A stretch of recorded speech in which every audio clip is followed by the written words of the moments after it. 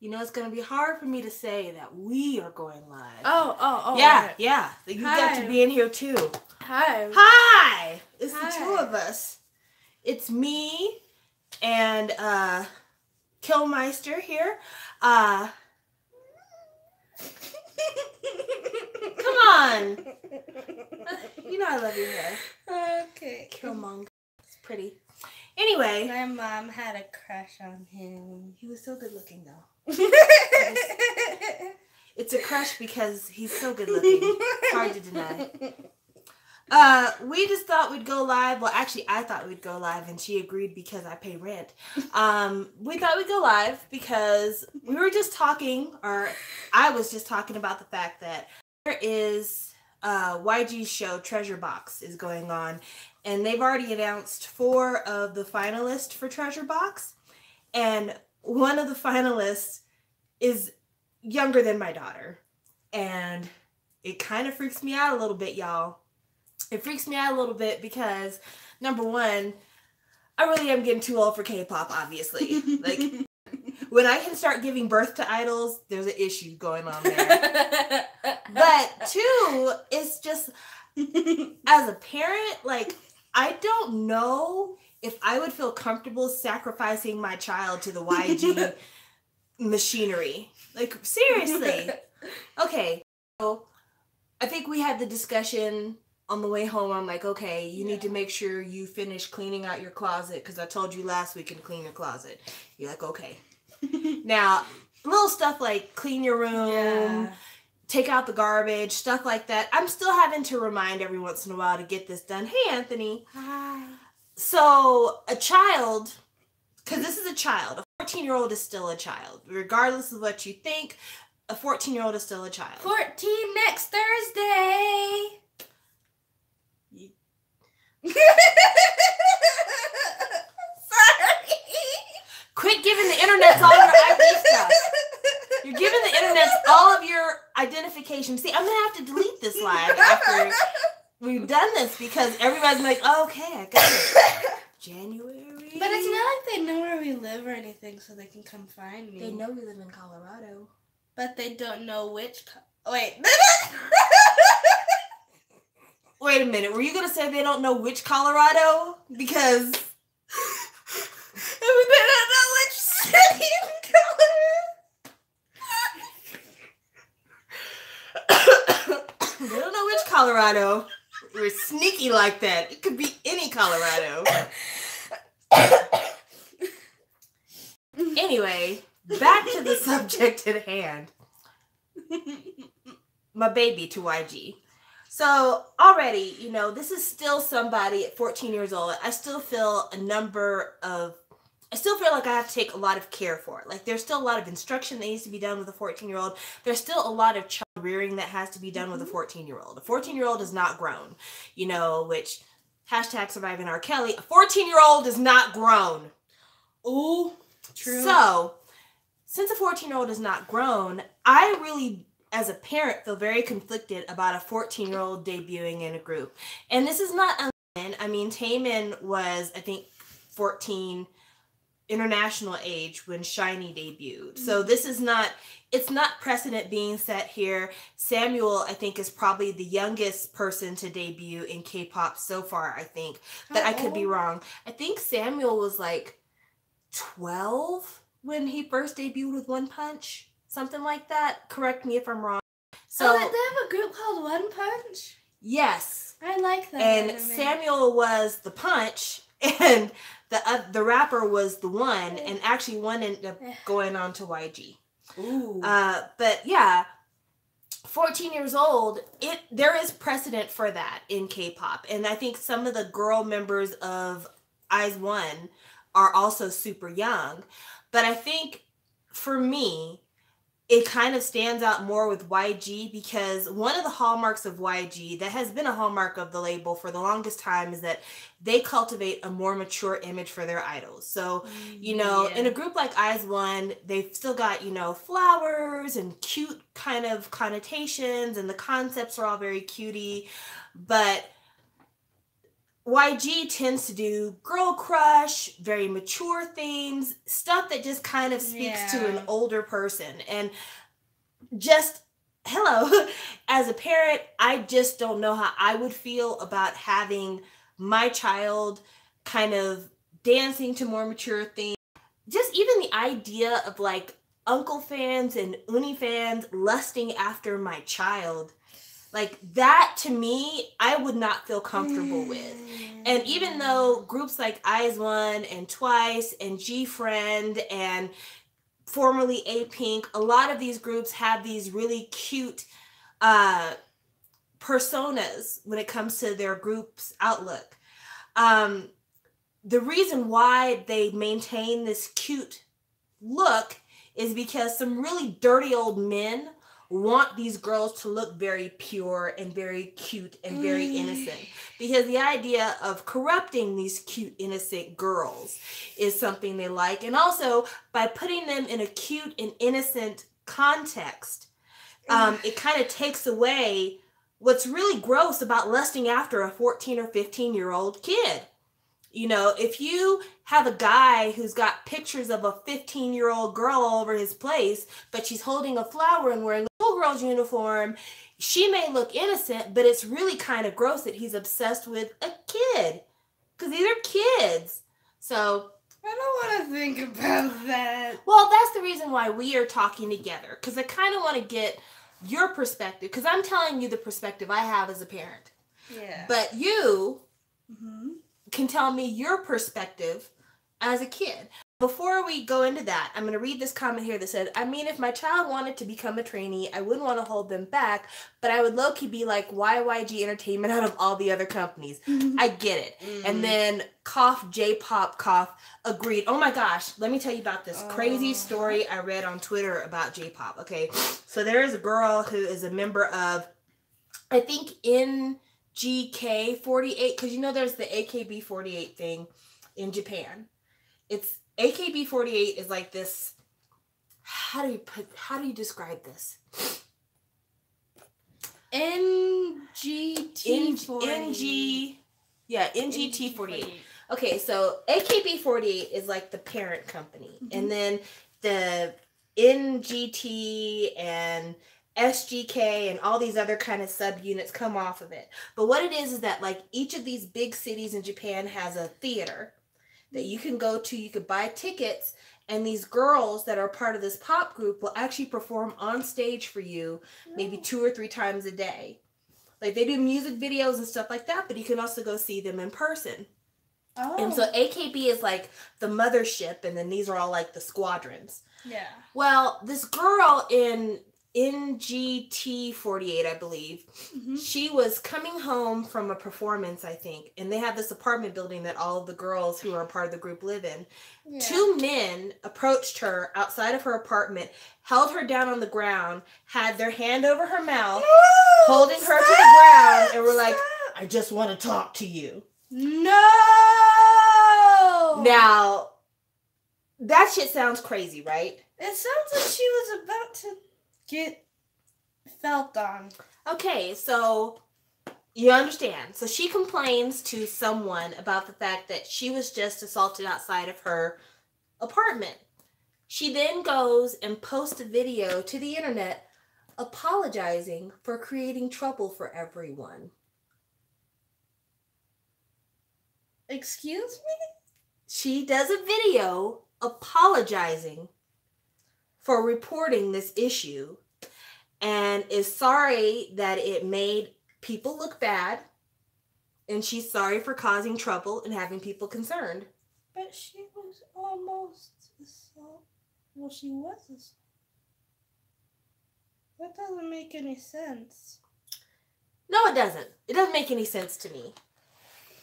But here's the thing. There's a couple of different factors in play here. You've got, number one, just a real lack of respect for women. Flat out. Like, girls, women in general, their concerns not being taken seriously. But 2, this idea that if you are an idol or if you are a celebrity, you aren't a person the same way that I, Joe Blow, Jane Doe are a person. You belong to me because I paid for your appearance. Like if I paid a ticket fee to come see you, or if I bought your album, or if I watched your movie, or if I passed a picture of you in the subway, you belong to the public now. But So I don't belong to you just because you paid for me. I don't owe you anything for you paying me. I feel that way.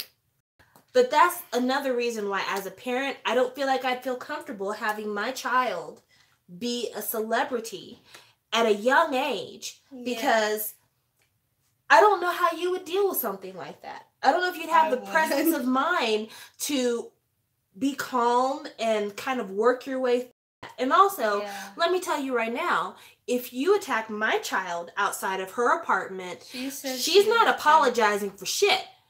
She'll be on TV, all right, talking about, I don't understand how my mom was able to scale the side of that building and kill these two men. She doesn't have any ninja training, but somehow or another, she managed to strap those suction cups to her elbows, let her climb her way up that building, and slit their throat like a mercenary. That would be the story that you would be telling on the news.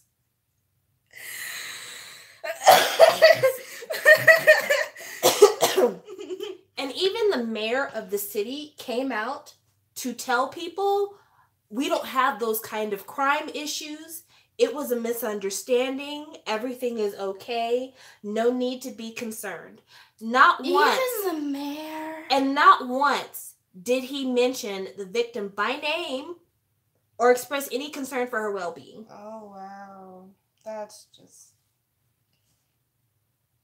Yeah. What? I know. That's backwards. Let's read some more comments here. We were corrected about the name AKB48.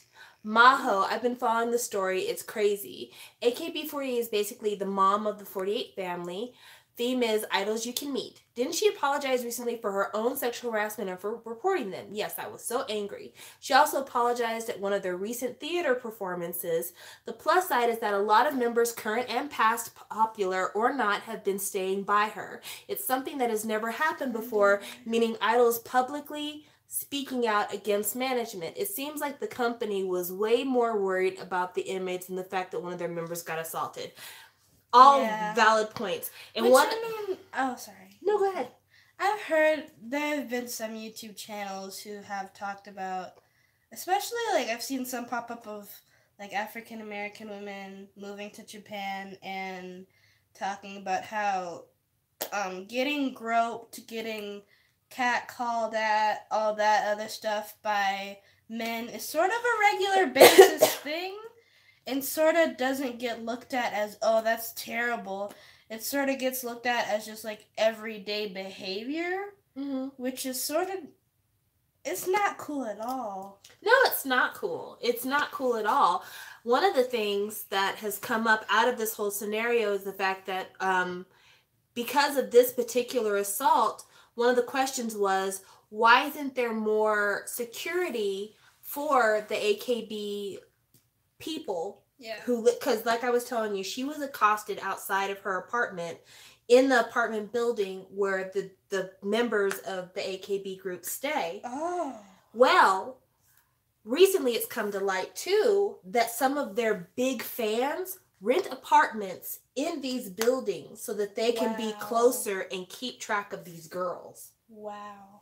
Yeah, I mean, it is basically, selling these girls and making it to where they don't have a life. They're almost like indentured servants. You can imagine what it's like if you go to work and then on the way home from work, you've got the people who are at your job following you home. You get to your apartment and they're in the apartment next door. It makes you afraid to breathe. But shouldn't it be the responsibility of the AKB48 organization to provide secure housing for these girls? I mean, if you're going to make them live in a certain apartment complex, they're away from their family and away from people who maybe could provide them a little bit better security, or maybe the reason why you have them not living at home is to protect their families. I don't know. But if you feel like they need to be isolated in that way, you should provide some kind of security service, some kind of assurance to make sure that they aren't living next to their stalkers. Yeah, definitely. Because, I mean, celebrities have been, like, when Post Malone got his house robbed, that was a thing. And then, I mean, I don't want to bring up Jake Paul, but fans do go to his house. Well, did go to his house. I don't think he lives in that.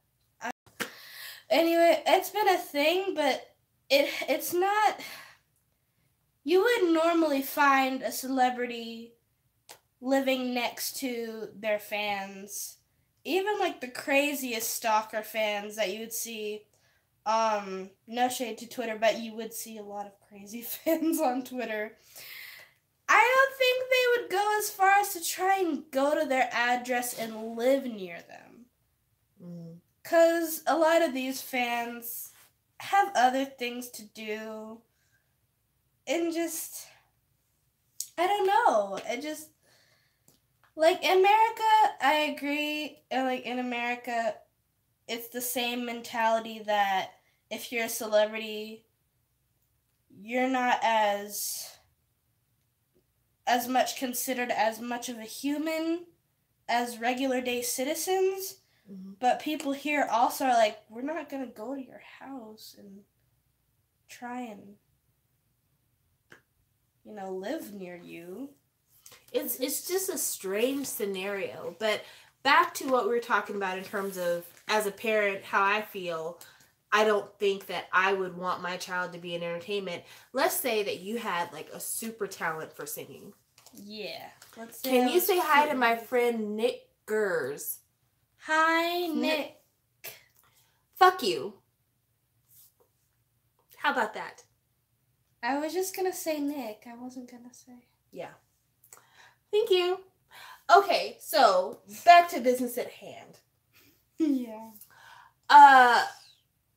If you had a super talent and your super talent was singing or dancing or, you know, something like that, tell me how you would feel if I told you that you had to wait until you were 17 to be able to pursue a career in entertainment.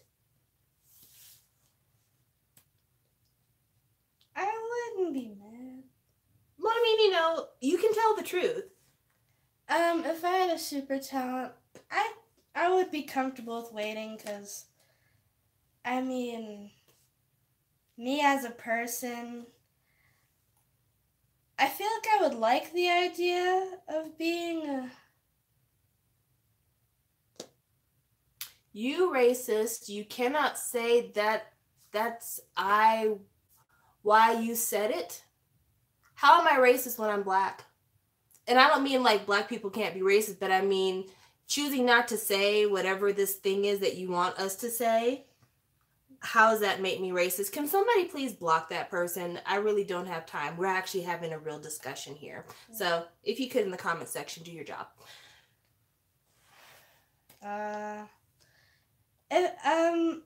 I would like being noticed for talent, but at the same time, I can also be pretty shy at times. So I wouldn't mind staying out of the spotlight for a few years. So do you think it's more like a personality thing? Yeah, I feel like if you're a person who's confident enough to and likes the adrenaline of being out here doing what you're doing at a young age, okay. But also make sure you have the consent of your parents and make sure that you don't stray too far away from your parents too, because especially for child actors, I feel like how they have this whole trend of going down wrong paths, how you see with some Disney Channel people. I feel like if you keep a strong connection with your family and you're doing all this stuff in entertainment while also keeping your childhood, or like just keeping a part and knowing that you have some boundaries, I feel like that can help you. Because I don't think that every person, every child that goes into entertainment at an early age, well, they're children, I don't feel like that can necessarily be a bad thing, but I definitely think that there still needs to be supervision. There still needs to be precautions, just like it would be with any child. I know that we have talked about it before, not in a K-pop context, but in a Disney Channel context, about how a lot of times when you have a child who, in essence, becomes the main breadwinner of the family, it becomes a lot harder to be an authority figure with that child. And I know that we talked about that when Demi Lovato had her overdose. And I think we talked about that years ago when it came to Miley Cyrus, when she was out here showing her cooter to everybody. And then I don't think I ever talked about it when it came to Lindsay Lohan, because you were really young when she was wilding out. Yeah. But, I mean, how do you, as a parent, tell your child, hey, you do what I say, when that child is paying the mortgage on the house? Yeah, I feel like for kids, if they're making money, I do think maybe instead of using that to pay for stuff, maybe put it in a separate account, or make it to where that could be like their allowance money, or part of that can be their allowance money, and just pay your own stuff. Because I feel like if you make it to where the kid's basically sort of raising or keeping the household up in a way, I feel like you really can't tell them, hey, do what I say, because you are using their money. You are using the thing that, I mean, it might not necessarily be all of their hard work, but they definitely put some effort into it to make that money. So I feel like if you're just going to take advantage of that, then definitely you wouldn't have as much of a say. And see, I can understand why you would need to use that money. So let's say that you were on a super popular show. Like, let's say you were, what's the girl that was on Hannah Montana?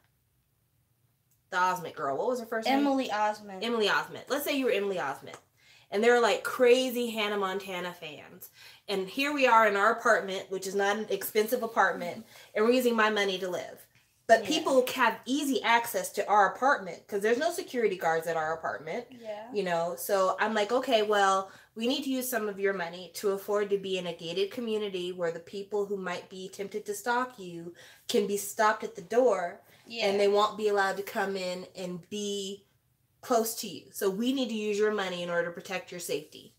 Yeah, that makes sense. I just feel like they shouldn't go overboard to where it becomes habit of constantly using your child's money. If you absolutely need it and it's absolutely necessary, go ahead and do what you need to do.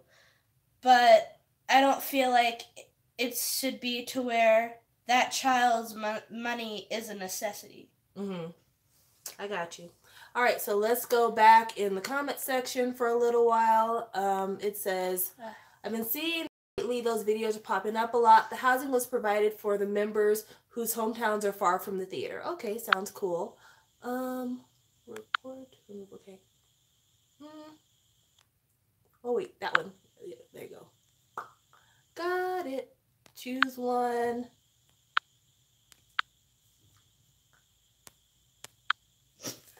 I like how on the YouTube... That is funny. I like how on the YouTube thing when you're reporting somebody, it says, report that wild ape. That is nice. That is very nice. Yeah. Oh, that's because that's their name. Oh, it is? Yeah. Oh, for a second I thought that was actually what they meant. Like, they were like, this is how we feel. Yeah. For a second we were like, YouTube? It's like that? Yeah. I was like, okay, YouTube, spicy. Okay. Reported and blocked. Thank you, Unknown K Vibes. Appreciate that. It's insane that some fans try to excuse this sometimes, saying they're closer to the idols, they see them every day, so their feelings are justified, meaning the stalking, unstanding when they start dating. Wow. So people are actually justifying moving into the apartment next door to an idol. That's so weird. Particularly Korean fans paying for fan signs, concerts, fan cons, and etc., and then going to airports and other events for pictures and support. Personally, I think going to these events gives you a say in their life, what they can or cannot do, and what they can or cannot support. Agreed. But he's right though. Jerk prank TV. I don't know how people find us. It's so weird. There's this. Thank you. So back to what we were talking about before about YG and having someone debut on that particular label so young. As we said, it's not that there hasn't been anybody super young to debut in K-pop. That's happened before. It just happens to be that YG, like I said, doesn't have an image that really promotes like kid performers debuting like that. And so do you think that it matters what the material is? Like, do you think that because this person is so young that it wouldn't be appropriate for them to debut with the same type of material that maybe you would see Big Bang performing? Yeah, I don't think I would want to see a 12-year-old perform Fantastic Baby.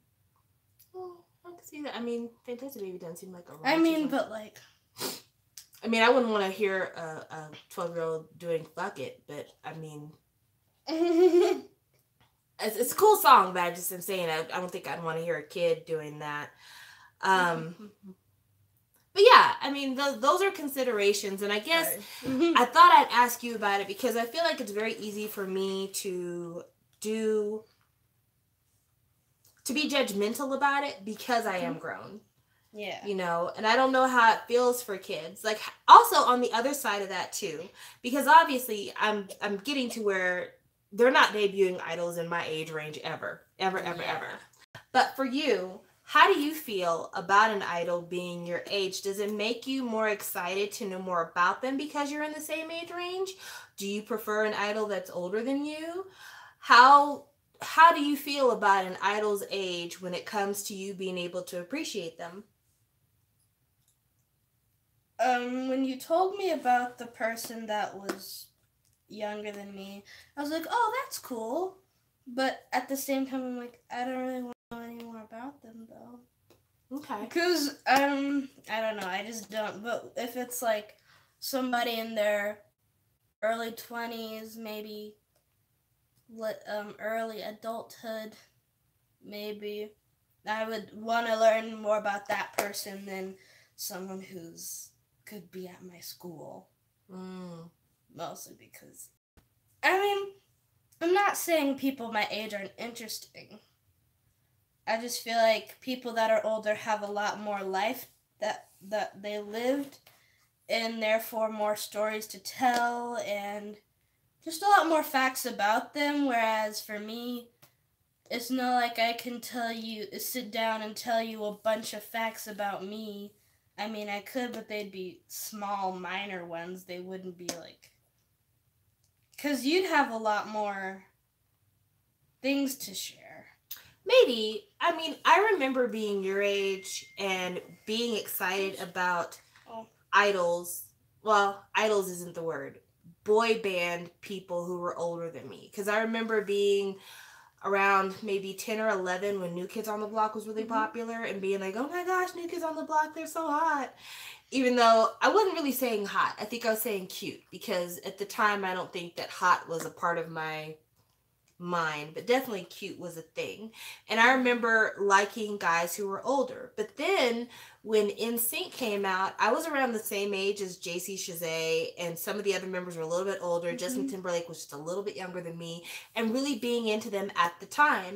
Now I'm older, and like, you know, I like SHINee, and everyone in SHINee is way younger than me.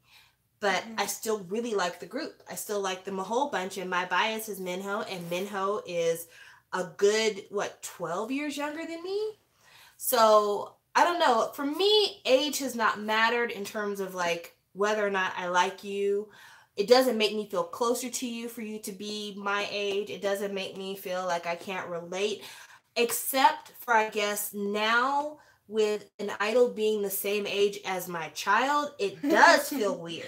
Because, I mean, we have stuff to talk about, but that's because we're related and live together. Yeah, like we have a life of sharing, you know, because you've known me all your life.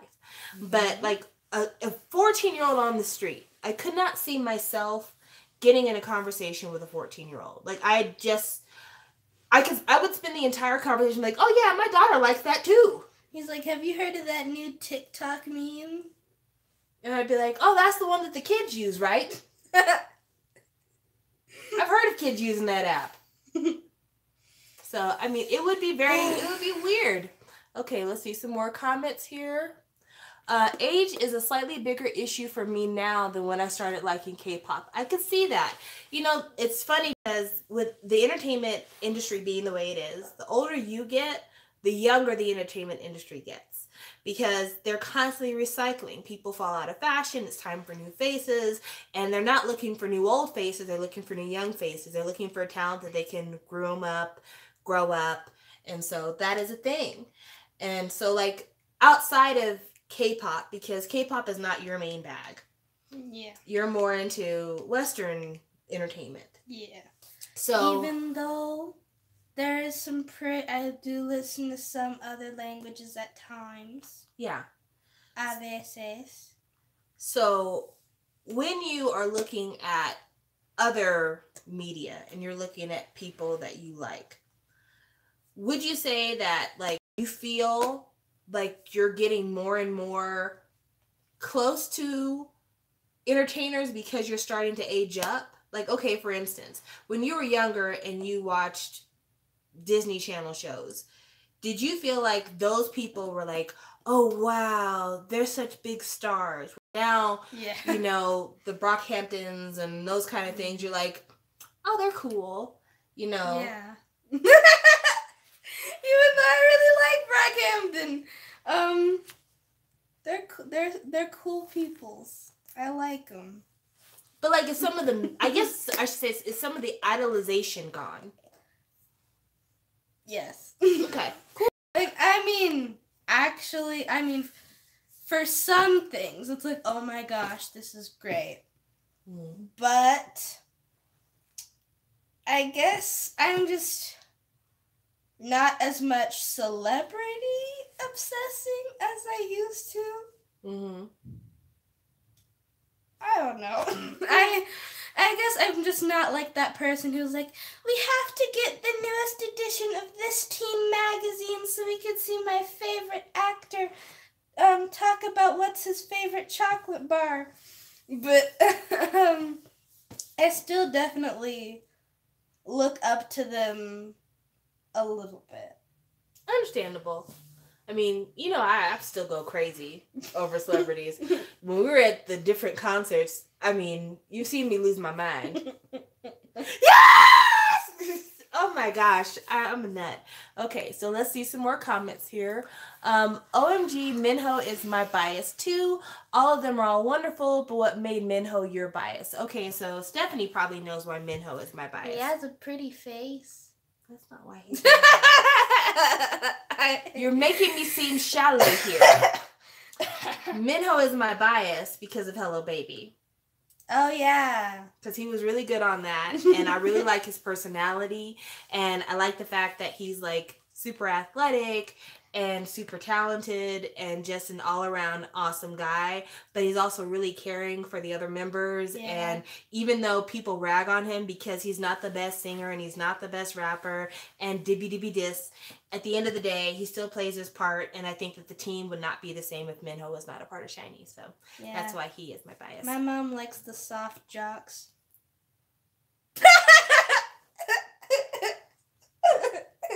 Shush you. Okay. Before, group members were older and in the same age range as me, but now groups I'm liking are like 10 years younger than me now. It's kind of weird now. I'm in a precarious position now. Okay, favorite chocolate bar. Haha, that was so relatable when I was younger. Nostalgia. But it's true. I mean, we all have things that, you know, when we were younger were more important to us, and now it's just like, yeah, you know, I don't really care about those kinds of things. Like, okay, I still like weird stuff like that. So, I have perfume. Well, not perfume, but I have cologne on my shiny. Huh? The parfum. You're such a weirdo. You're such a weirdo. So I have cologne on my shiny shelf. I have a little bitty bottle of cologne. I got that because I was watching a video with Jonghyun, and he was talking about his favorite colognes, and he had this on his shelf, and he's like, this is what my favorite cologne right now. So I went on Amazon and I bought like a little sampler of it. And I was a grown lady when I did that. Yeah, you know, I still do silly things. I still do. Oh, wow. The focus got really bad. It was crazy. So I can't say I'm totally over the favorite chocolate bar thing. I still like a little bit of that information here and there. You know, but I think also too, I really, really, really like shiny. So like other people, I would not care. But someone that I really, really, really like, I'm just like, yes, give me all the information. I'd like to know more, please. I mean, I did start learning Norwegian because of Skam. Yeah, so see, there you go. This one over here is learning Norwegian. I just want to put that out there. She's learning Spanish and Norwegian. And I remember when you were a little kid, you were like, Mom, I've heard this amazing song. I don't know if you've ever heard it. Let me play it for you. No, it was Edith Piaf. Oh, yeah, it was. And I'm just like, where the hell did you find this? I think it was on a Lala Loopsy video. Such a weirdo. Such a weirdo.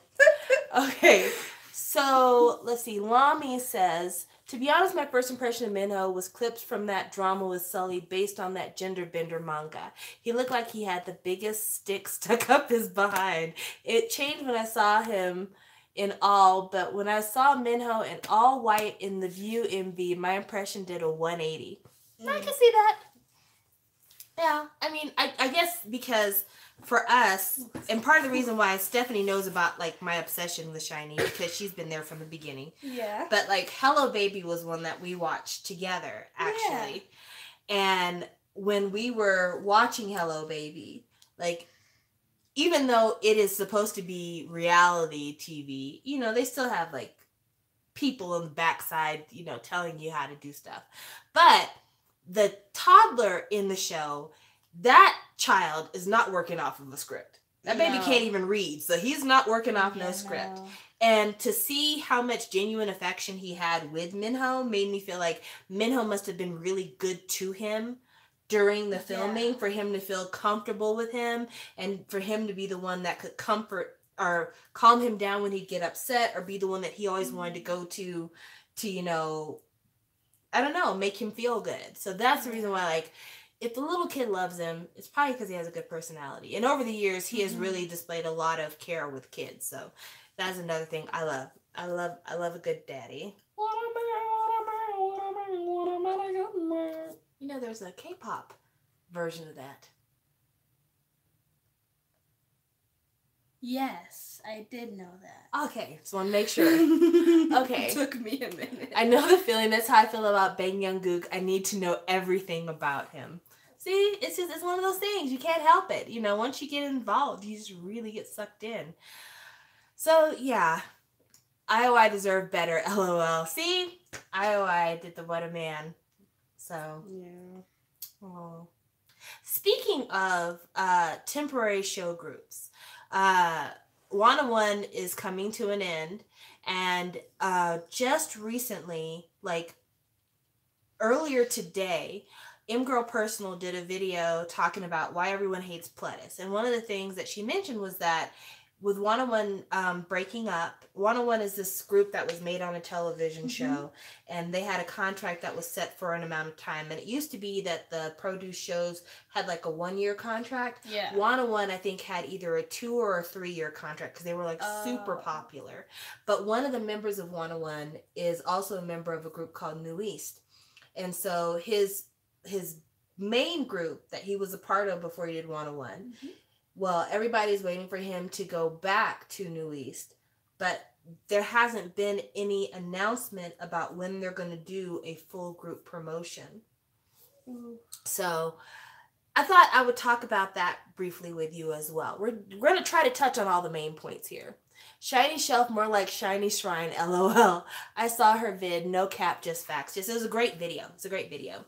So let's just pretend that you were a part of a group. Let's say you were Beyonce, and you were part of a small group called Destiny's Child. And then you decide to kind of go off on your own, and they're like, okay, you did great off on your own. Now it's time to go back to Destiny's Child. But wait, I already said I didn't want to be there anymore. But you are a member of...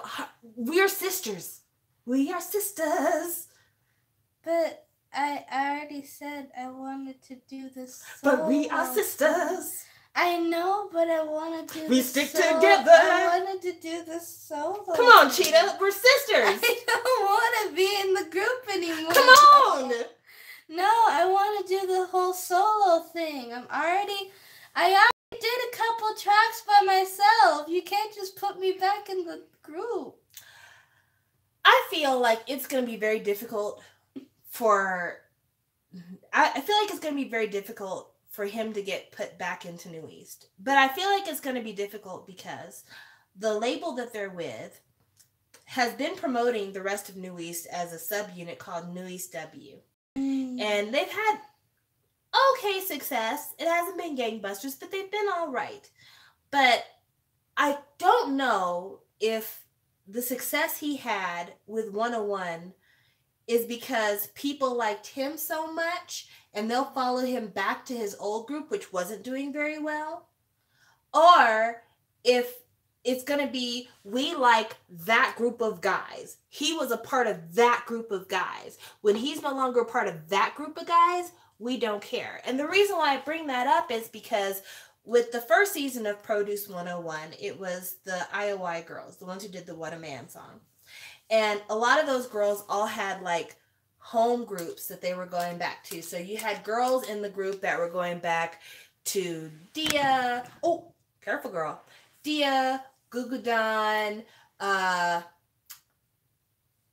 Wiki Miki, Pristin, the JYP Basement, and one girl who actually went solo, Chunga.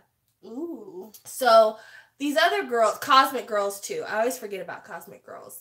So I would say that out of all of the girl groups I mentioned, only one group actually had some kind of, I won't say success, but at least some kind of acknowledgement from the public. Like, because Cosmic Girls was a thing before Produce 101. They had already released songs, had videos. They were a thing. I think even Dia had a little something going on. They were a thing before IOI. But with these girls, once IOI promoted for a year, and then they all had to go back to their home companies, the public hasn't really followed these girls the way that they did when they were IOI. There was something about that group of girls together from that show that the public really liked, but it didn't spread out when they all separated, except for Chunga, who went solo and has been very popular on her own. The top dog. But what I don't know, and it's never been quite clear for me, is it that people cared about that group of girls and that's why when they spread it out, the attention didn't spread out? Or is it because people disliked the groups that they went back to? Because, for instance, Pristin, there was one girl in the group Pristin, her name is Kyla, and the public had a lot of really bad things to say about her because she's a heavier girl. She's a girl who doesn't weigh as much as you or I, but for K-pop standards, she's what, maybe a size 10? That's pretty big, because most K-pop girls are maybe a size 2 or 4. Which is very, very, very, very, very, very, very, very, very small. Yeah. So is it that these girls, going back to their groups, they're like, well, I don't really like the group you're in. I liked you better in that group. Or is it that I really liked you because you were in IOI, and now that IOI doesn't exist, I don't care about you? And I'm wondering how that's going to work out on the boy side. I feel like that could be a little bit of both, though. Yeah. Because you could like one person better, but maybe you liked them the most when they were flourishing in that group, and by themselves, maybe they don't stick out as much to you. So, like, the American version of that for me would be New Edition. Now, for those of y'all who don't know who New Edition are, they were a group almost 30 years ago. Wow, shit, time has passed. Anyway, New Edition was a group. They were a boy band out of Boston, I think. And New Edition was really popular in the United States amongst African Americans like ourselves. Hi. And then they all kind of went their separate ways. So Johnny Gill had a solo career, Ralph Tresvant had a solo career, Bobby Brown had a solo career, married Whitney Houston, got on drugs, all kinds of stuff. And then there were 3 other members that formed a group called BBD. Now, initially, all of them saw a bit of success when they first broke up. Like, I remember Ralph Tresvant's Sensitivity. I remember Johnny Gill's My, which is still the jam.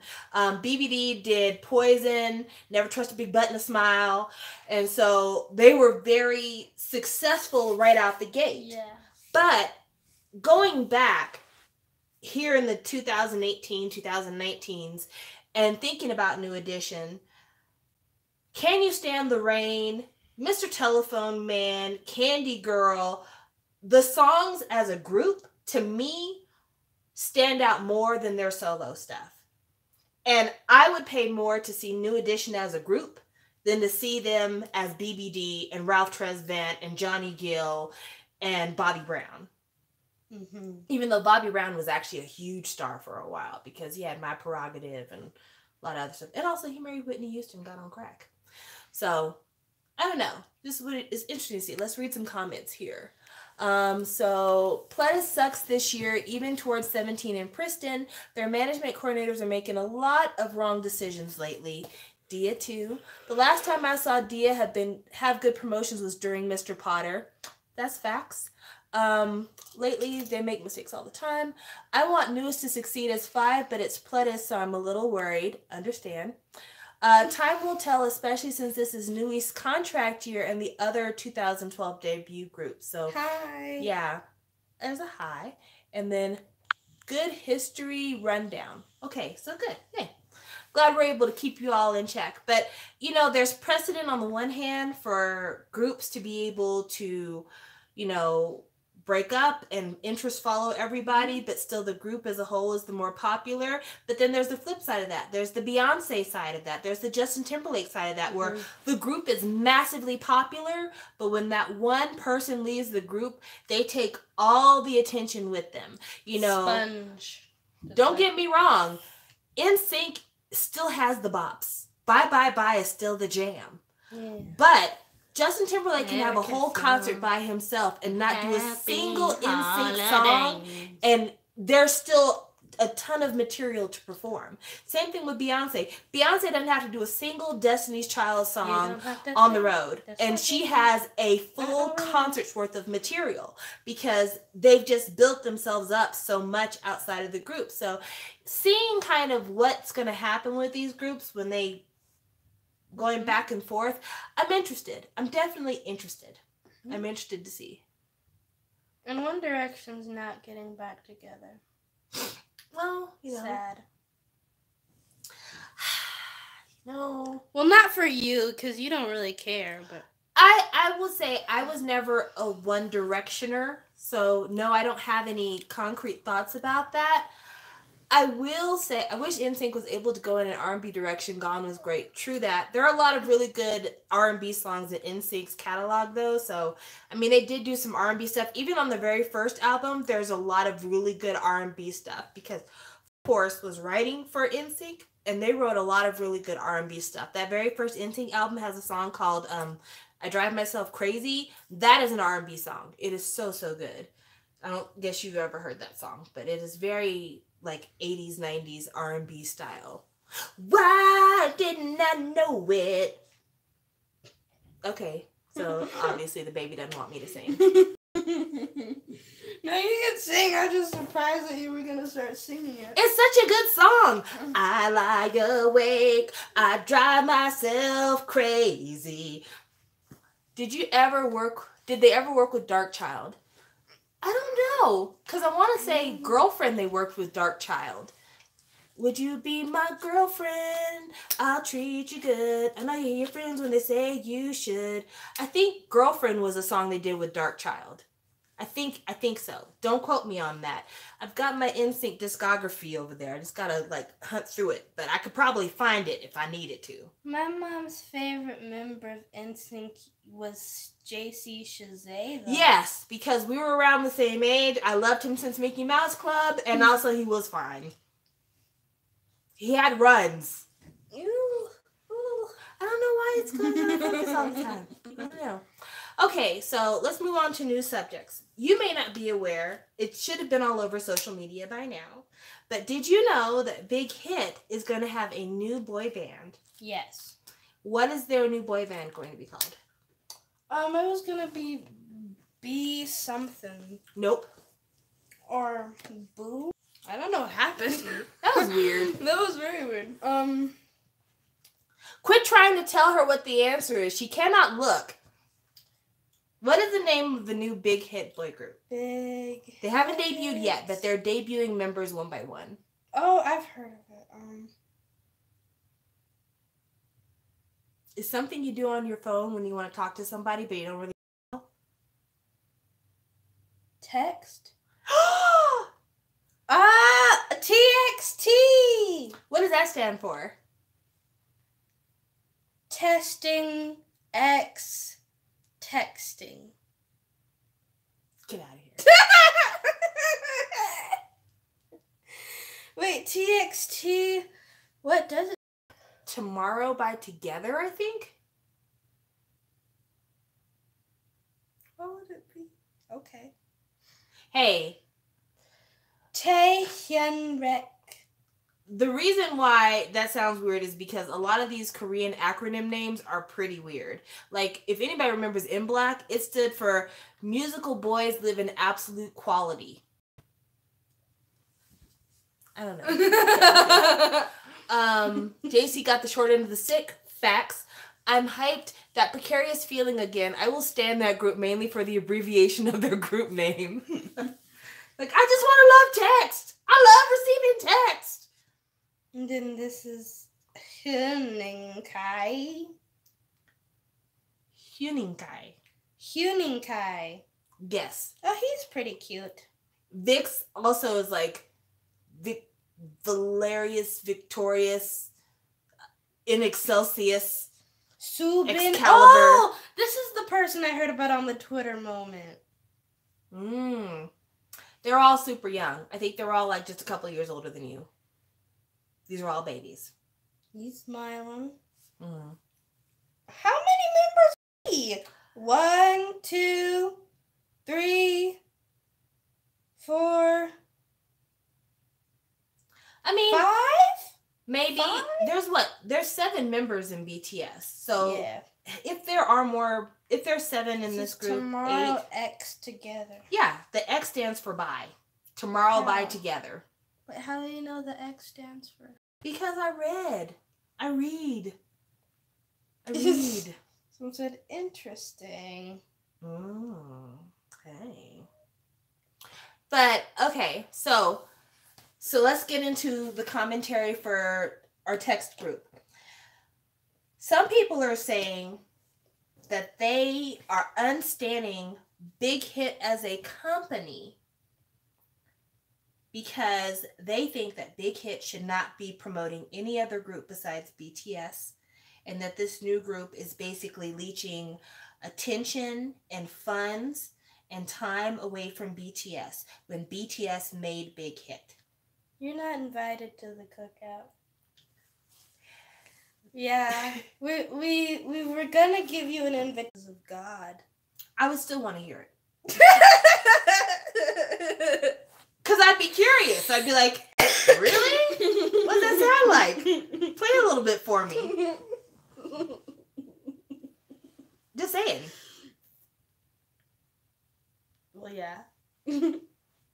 But yeah, I just feel like it's very strange. Like, I remember when EXO came out, and there were all these teasers. There was some music playing in the background, but we hadn't heard any voices yet. And then the first song we heard from EXO was What Is Love. Oh, sorry, I was about to sing. You were about to sing Mama. No, the first song we heard from EXO was What Is Love. I lost my Mama. Na, na, na, na, na, na. Oh, rip it off, flip it off, super slow motion. Can you guys tell how long we've been into K-pop that we're making Eat Your Kimchi references? It's been a long time. But that first song for me was a winner. And over the years, EXO has proven to be a really good group to follow. I still like Kai. Do you remember what your first BTS song was?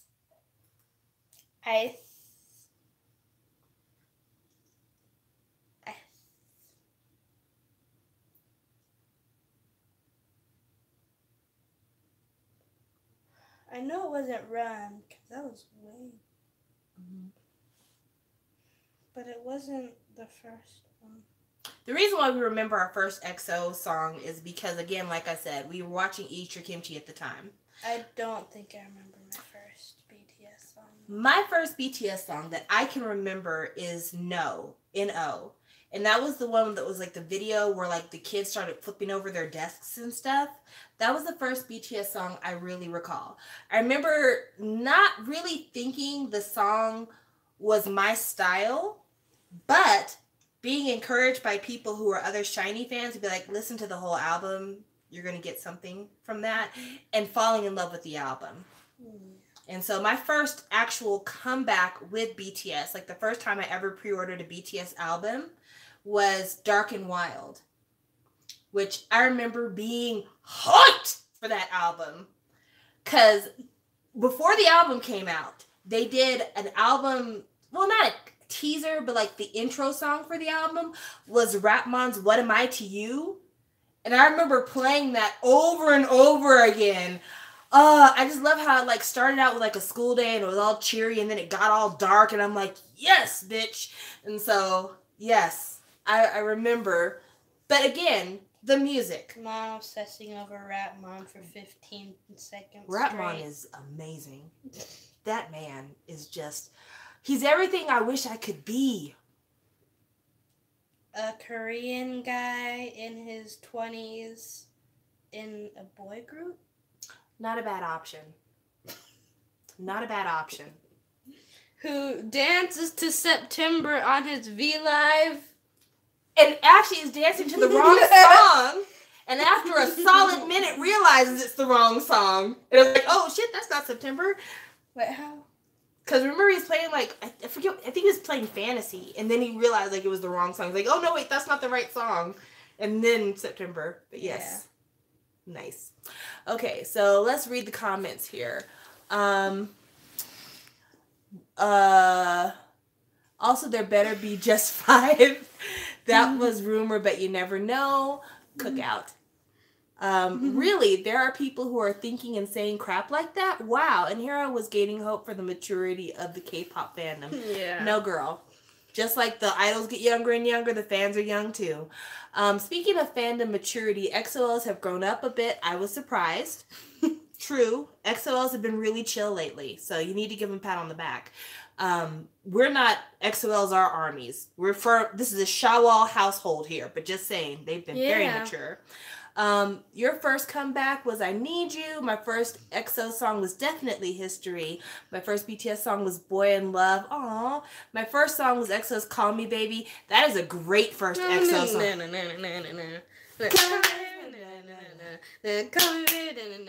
Like boom, boom, boom, boom, boom.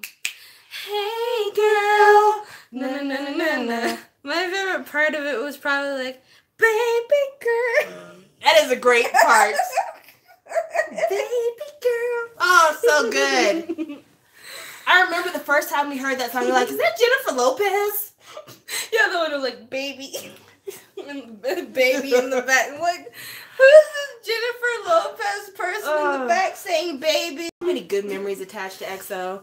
Okay, so let's see. RM is a fine specimen. 2015 K-pop was lit. It was an awakening for me because I finally gave BGS after being into boy groups after being into SNSD in 2010 and in 2012. So yeah, gave boy groups a chance. So okay, since we're just kind of in a nostalgia mood here, what are your favorite EXO songs that like stand out right away when you think about EXO? Definitely Call Me Baby. Monster. Overdose. So the people can hear. Oh, Call Me Baby. Overdose. Monster. And Mama. I can't believe Mama's one of your favorite songs. Cause it's like, I like how they're kill Anonymous. So weird. So weird. So my favorite EXO songs fall very similar to you in terms of like comeback songs. I really like Monster. I love how Monster is like so dark and dank, you know. Yeah. I'm creeping in your heart, babe. Oh, I love that part. And then I really like the video for Growl. All right. Yeah. Oh yeah. Yeah. And then also, woo, woo, ow. Oh. I do not like Wolf. I do not like Wolf. Why is it that songs either called Wolf or called Woof from SM always do me dirty? Oof. Yo. Oh gosh, what a terrible song. I did hear it just for I would just listen to that song just to laugh. I wouldn't do it because I genuinely liked it. So evil. Okay, so I think that my favorite EXO songs definitely Monster, Call Me Baby. I fucking love that song. And then real talk here. If y'all haven't listened to EXO's new album, there's a song on that album called Gravity. It is like probably one of my favorite EXO songs of all time now. Oh, I forgot. Oh, it was My Answer song. My Answer. Oh, that's such a good song. You, the answer is you. Na na na na na na na na. You are my everything. Na na na. That was a good song. Oh, that is a good song. They have some great ballads. They do. That is a good song. And then there's the other song, Every Time I Fail. That's the same time. That's the. Oh no, that's not. I thought that was the same song. Feeling stronger. Feeling stronger. Na na na na na. Just gonna be fine. Na na na stronger. Me and you. Okay, so I'm not a singer, but that's a great. Oh man. Yeah. I might have to go back in the vaults tonight. Let's look at some comments here. Who is her EXO? Ooh, Kai! say it louder so they can hear. Kai! You know Kai and Jennie are dating? Jennie from Blackpink? Yeah. Yeah, they're officially dating. Yeah, I know. Yeah. I know. How do you feel about that? Do your thing. An enlightened queen. Okay. Let's also talk about hidden gems like Black Pearl and so on. We do not acknowledge Wolf in my household.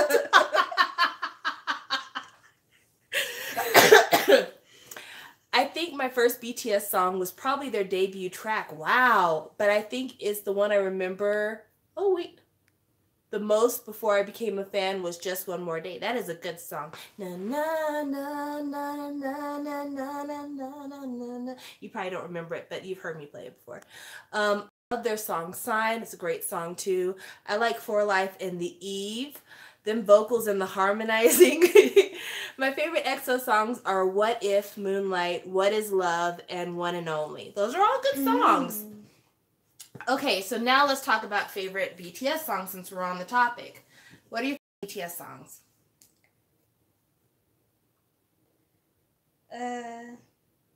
Save Me. Okay. Go, go, 'cause it's a me. You shady bitch!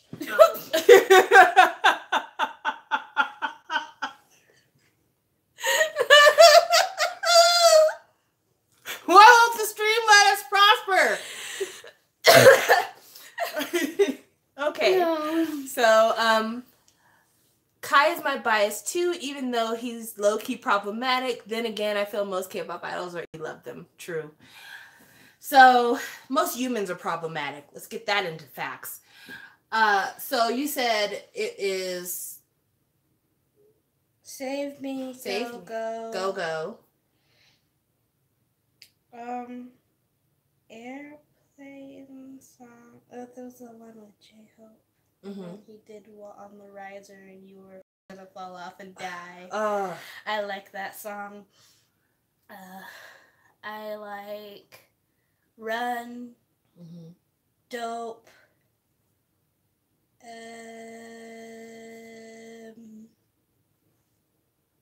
What is it? I was thinking of one. Oh my gosh. Sing it for me. Does it have a video? Mm-hmm. Oh What's gosh. going on in the video? It's Taehyung's song, but I can't remember the name of it. Singularity? Yes. Okay. I like that song. Okay. And I think those are my top ones. It's like you only like the last couple of albums. And Well, I mean, the first ones are good too. No, you're like, I like everything from the Love Yourself series. and And I like a couple of songs from Greatest Moments in Life. Actually, just Young Forever and Love Yourself series. Those are the ones I like. That's you. That's okay. It's okay, child. mostly because I'm having trouble remembering their older ones. That's fine. That's fine. I'm not shaming you. I'm just saying. It just seems like you sound like a new fan. To be fair, though, Uh-huh. you weren't really playing BTS all like that, so I didn't care to remember any of the songs. Okay. True. I failed in your early BTS education. Okay. I also like BTS's Converse High. Tomorrow. Best Boy song! Singer. Best song. Tomorrow. Oh, Tomorrow. Okay. House of Cards, Wings Oh. outro, and all with Bids are all bops. Favorite BTS tracks. Second Grade, the song that made me get into them. Danger, Butterfly, Waylon, Blood, Sweat, and Tears, outro, Tear, Tomorrow, Blood, Converse. Sweat, and Tears. That too. Yeah, that one. I think Tomorrow is always going to be one of my favorites. Okay, Butterfly, Fallen Leaves, Waylon, House of Cards, Love Is Not Over, Singularity, Tomorrow. What's Waylon? I mean Waylon. The lonely whale. You don't remember the Lonely Whale song? No. You have a phone. You can hear it. Actually, the whole Most Beautiful in Life series was nice, and then the rap line songs from Wings. Waylon 52. Waylon. Okay, while she's looking at that, okay, BTS's Hold On Tight, Dead Leaves, and Let Me Know. Let Me Know is a great I don't song. like this ad though. Well, you know, ads are ads.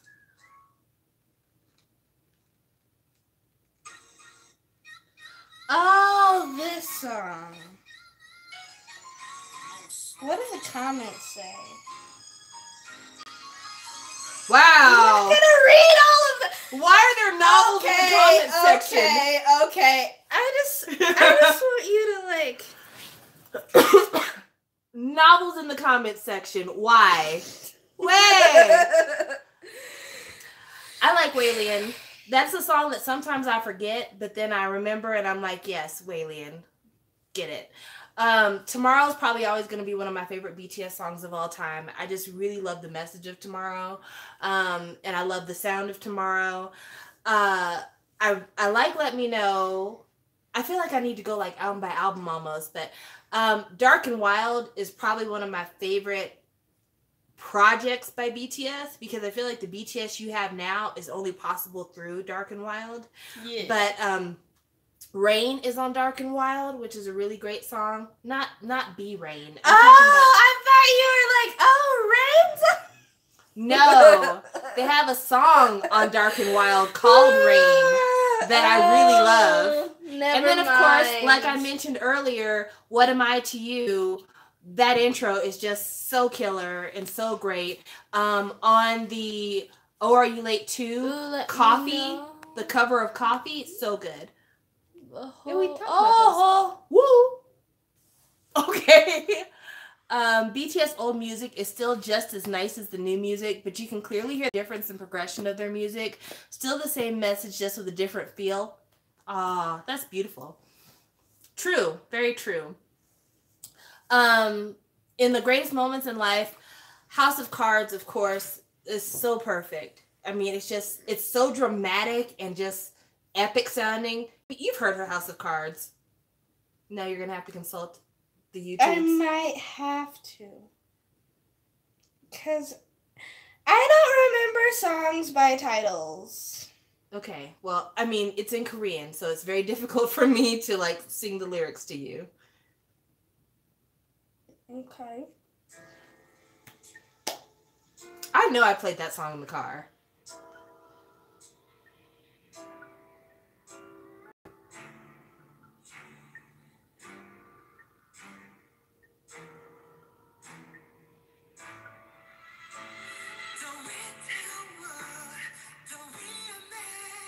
Like, it is the musical equivalent of a body roll. I don't think I've heard this song. Really? Wow. That'll be your homework weekend. So, House of Cards, of course, is perfect and wonderful. Between I Need You and Run, I prefer Run. Then I like Fire a lot. I love Dope. Fire is just a fun song. When Suga says, it's just something really perfect about that. Yeah, when we went to the BTS concert, it was like an hour before there was even mentions of them coming on stage. And that video came on. The whole crowd already was singing full throttle to that song. They were singing full throttle to a music video. Fire is a great song. I like Not Today because I like the very first moments of Not Today. Like right after Rap Mom gives his speech and they go, no, not today. I'm sorry, but that's an anthem right there. That is my life. When I show up to work and people call me about this bullshit, I'm like, no, not today. So, yeah. Yeah. It's a great song. On the Wings project, I'll be honest with you. I've actually had to get back into Wings and You'll Never Walk Alone. When I first heard those albums, I wasn't very happy with them because it sounded so very different. But now that I look back on it, I like them a lot more. And I think probably going back, Stigma and Lie are my favorites on that particular project. I like that other... Sorry. Go ahead. It was like, how does that sound?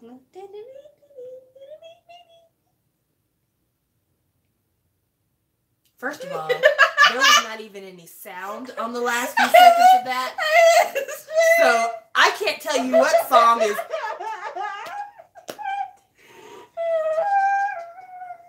I have no idea. How am I supposed to guess that? Let's see the comments here. Okay. Tomorrow and Girl Let Me Know are twins in my head sonically, and no one can tell me different because I actually met GLMK when I mentioned Tomorrow. My bad. Okay. Girl Let Me Know when I mentioned Tomorrow. I Need You is nice, but I never really cared for it. Not a bad track, I guess. It's just not my taste. Agreed. Fire is a Bangtan anthem. I love Not Today. Oh, Pluto is such a good song. 1340, 340 was also a pleasant surprise. I think that's my first time hearing them try lo-fi sounds. That song gets me hype. So yes, there's a lot of good BTS songs. Wings is my favorite BTS album. It was different, but it let me see all the different sides of BTS and what they had to offer. I love Lie by Jimin. It sends shivers down my spine. It's a really good song. I really love the Love Yourself series though. Like I have to say, it took me a minute to get into You'll Never Walk Alone in the Wings album. And because of that, my expectations were actually pretty low for the Love Yourself series. Ooh. And when DNA came out, I'm like, this is a lot. This is a lot. DNA. Oh, I was having trouble remembering. But then I heard the album, and I'm like, wow. Like, this album literally is everything that I didn't get from You'll Never Walk Alone, finally put into a format I understand. Plus, it's still got so much from the Greatest Moments in Life series kind of fed into here as well. I really dig that series. It's the best stuff they've done in a long time. Not that it's been so long between series. She sort of doesn't like this one. Got the best of me. That's because she doesn't like the Chainsmokers. I forget what their group is even called. I just hate them. Yeah, ever since they did that song with Halsey, she's like, this isn't good. I hate the Chainsmokers. She does. She tells me about it a lot. I hate them. Yeah, that's... Okay. So let's do more comments. Okay. Wings is my favorite album. It was different, but let me see. Okay, I read that one already. Oh, awesome. So I'm not the only one that calls it Pluto because I just went to look up that hashtag just now. Okay. BTS title tracks definitely took me some time to get used to from the whole Love Yourself series. I remember the chaos that Stan Twitter went through, especially with them going overseas. People assumed BTS was copying after American styles. Well, that's the thing though, like, one of the things that I think for me makes Halsey redeem herself without me. A little bit, but I think this is the Halsey stan in our family. Okay, so I like Halsey, but I think she can make some dumb decisions. A veces.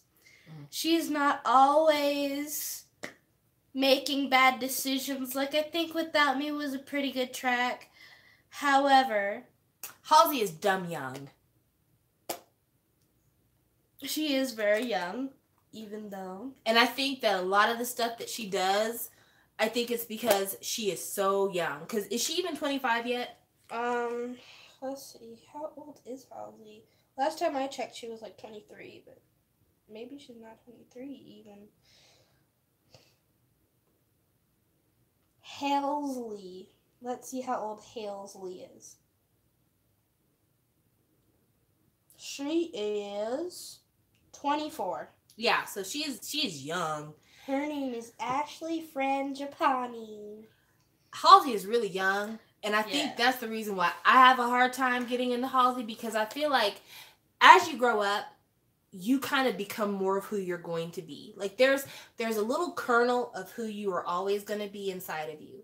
But as you grow up, you start to kind of like shave off the access, shave off the expectations of your friend groups, shave off what your parents expect you to be. You start to kind of shave off your hair. I've done that. But you become kind of like more of who you are without everybody else's influence, but still with a little bit of everybody else's influence. Like, basically, you're able to refine everything that you've gone through in your life and hold on to the things that are the most true to you. Yeah. And with Halsey, listening to her music, you're watching her refining process, like, in real time. And it makes it very painful for me as a grown-up to watch her, because I'm like, you're gonna regret that you did that later on. I mean, she is still avocado toast, as you like to call it. Avocado. But she is growing in her avocado toast. I just feel like, you know, in the next couple of years, she's going to be more of who she really is than she has been the last couple of years. And if you didn't get the avocado toast, it's basically when singers do that vocal fry thing whenever they sing. Like, I don't know my name. Yeah, when people are trying too hard to do Lana Del Rey, it's annoying. Okay, so let's read some more comments here. Not copying, more like trying to appeal or cop out to American listeners for more money, but that's not a thought. Agreed. Hashtag number in that instance, 1994. I guess that's when Halsey was born? Okay. I'm still iffy about the Love Yourself series, but I've been listening to Her album again, and I think I'm starting to like it a lot more than when I initially listened to it. So she'll be 25 this year. Maybe I'll like the series after giving it another chance, but I love Tear. That's my album, my jam. Don't love everything on it, but I see the theme of Tear showcased better on Tear than on Her. I'm going to listen to one of Halsey's songs because one of my Chinese friends recommended it. It's called Colors. His hands in green. Now I'm covered in the cover full.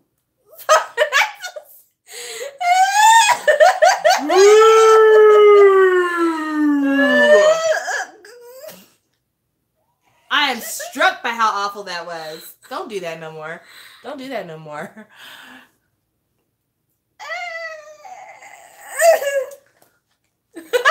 Oh gosh. That was awful. That was awful. Everything is blue.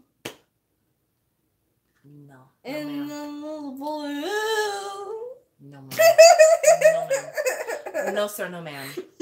No, ma'am. No. Okay.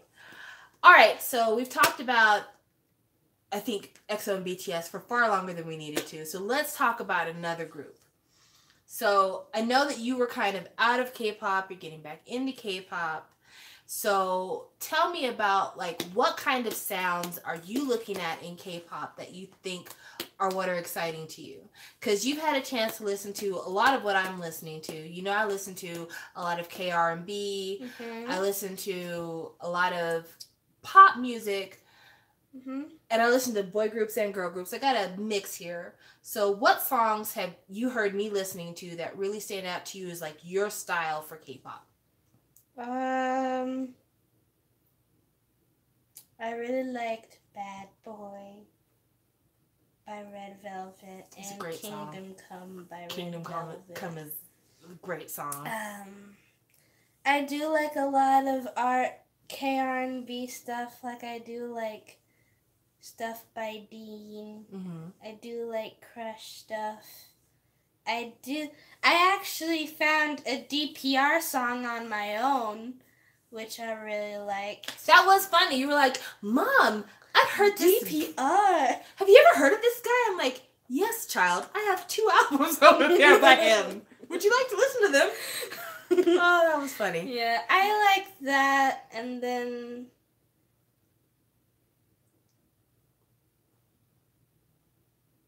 a lot of BTS songs still. Okay. I think what I like is I like when there's a lot of R&B infused into things, and for pop, I like it to be very... I like it to be low-key. Low-key pop. Well, I like it to be... How can I... Almost indie sounding, but not quite. Okay. Comments. Let's see here. I'm excited for the tropical trend to end here in the U.S. and there. Kingdom Come is lit. True. I'm ready for tropical house to be over in Korea for sure. Yeah, I did. Check out my dad. I do what I can to embarrass you, 'cause I'm your mama. 'Cause I'm your mama. Ah, good time. No. Yes, yes. No. I don't want it. So, I know that, like, for me, when I'm choosing, like, what K-pop music I want to listen to, because I don't listen to a lot of what's on the radio, you know, I don't listen to a lot of what's on the radio. You don't. My tastes are not as modern as your taste is. Yeah. So, some of the stuff that I listen to, I think is very easy for you to listen to. This Because is Mac DeMarco, by the way.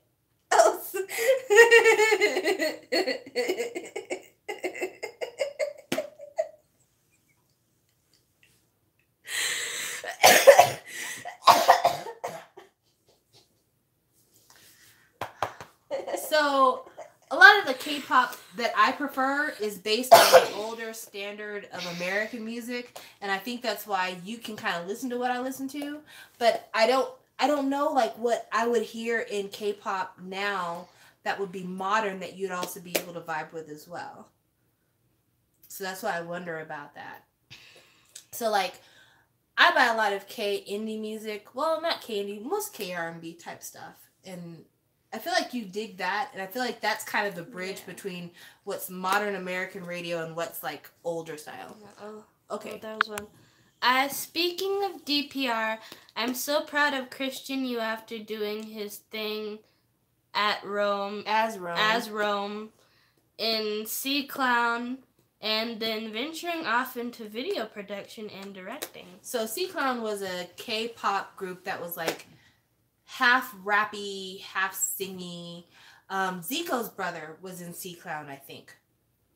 And they broke up, and he ended up becoming, like, a behind-the-scenes guy.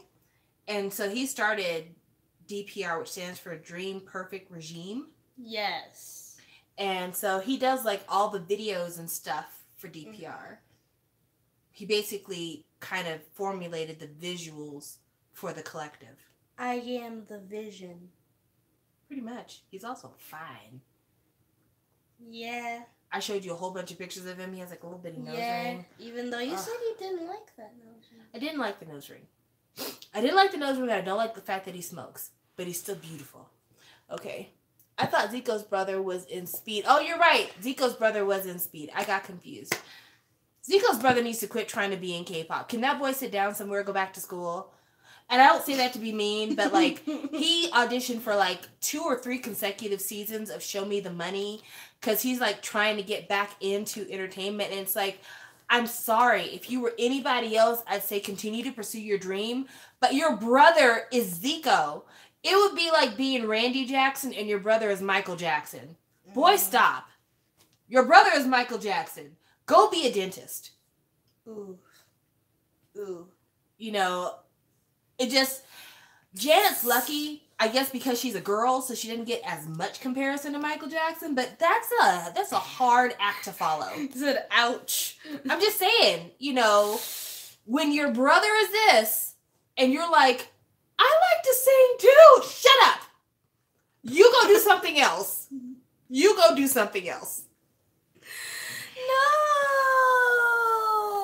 No. Hey, Mason. Don't tell people to quit their dreams. I'm not saying to quit your dreams. You can still sing in the shower. You can still rap in the car. All right. You know? All right.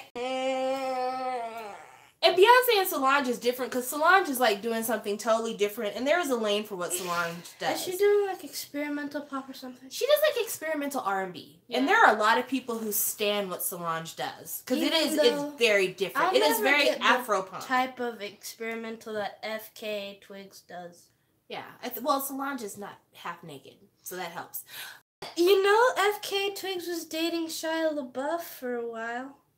Yes, I heard about that. That girl, she stays with her roster of men. Like, she was dating Robert Pattinson for a long time, and then she had Shia LaBeouf, and who knows who she's going to get next. I guess it's because of her baby hair game. Shia the Beef. I mean, her baby hairs stayed laid. Her baby hairs bring all the boys to the yard. Yep. So, you know, I need to get mine right so I could be... See, all I need is like a toothbrush and some gel, and I can make this shit work. I don't think you need to. You're good with the sideburns.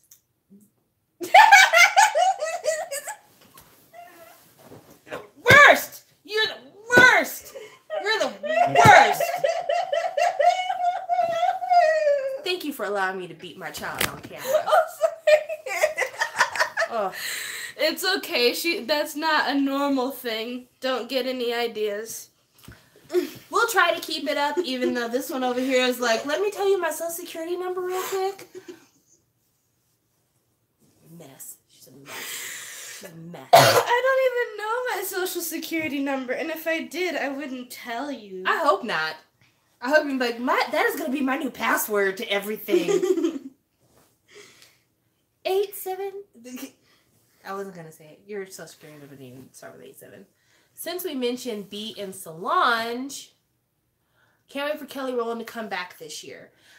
I have to be honest. I always am surprised whenever Kelly Rowland has music out because I'm never looking for her music. And the people are like, oh, did you hear that Kelly Rowland song? And I'm like, what? Like, she had a huge song years and years ago with David Guetta. Guetta? How do you pronounce the boy's name? Guetta, I think it's Guetta. Why don't they pronounce the U? Maybe because he's Spanish. Don't they pronounce the U in Spain? If it has like the, well, if it's U-E. His name is Guetta. Yeah, but in like how you say K, it has a Q-U-E. They don't pronounce the U unless it has the accent over it. I'm glad you're learning something at that schoolhouse. Anyway, to this day, I have never remember hearing that song on the radio. People are like, it was one of the biggest hits of her career. And I'm like, really? It was bigger than that song she did with Nelly? But yeah. What song with Nelly? Oh, what was it called?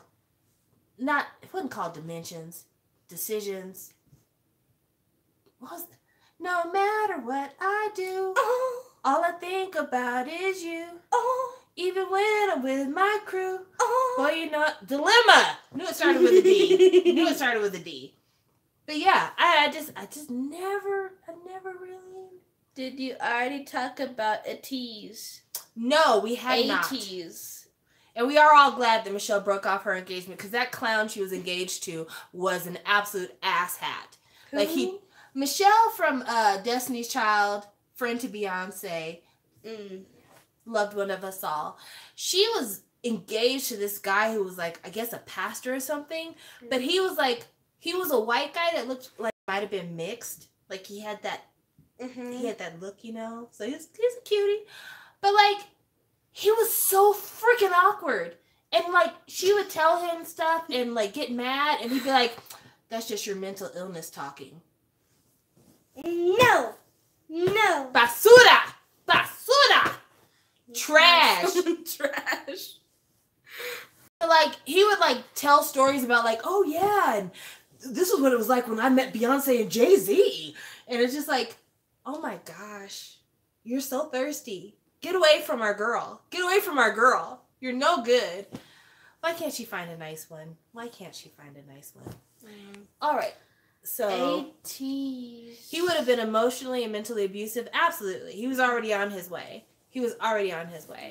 And you know, I get it that it's hard when you're a woman in your 30s, your mid to late 30s, and you want to have kids, and you want to be married, and you want all these things that all these women around you have, that you feel like you should be able to have too. You've worked hard, you've been successful, you are everything that every guy says that they want.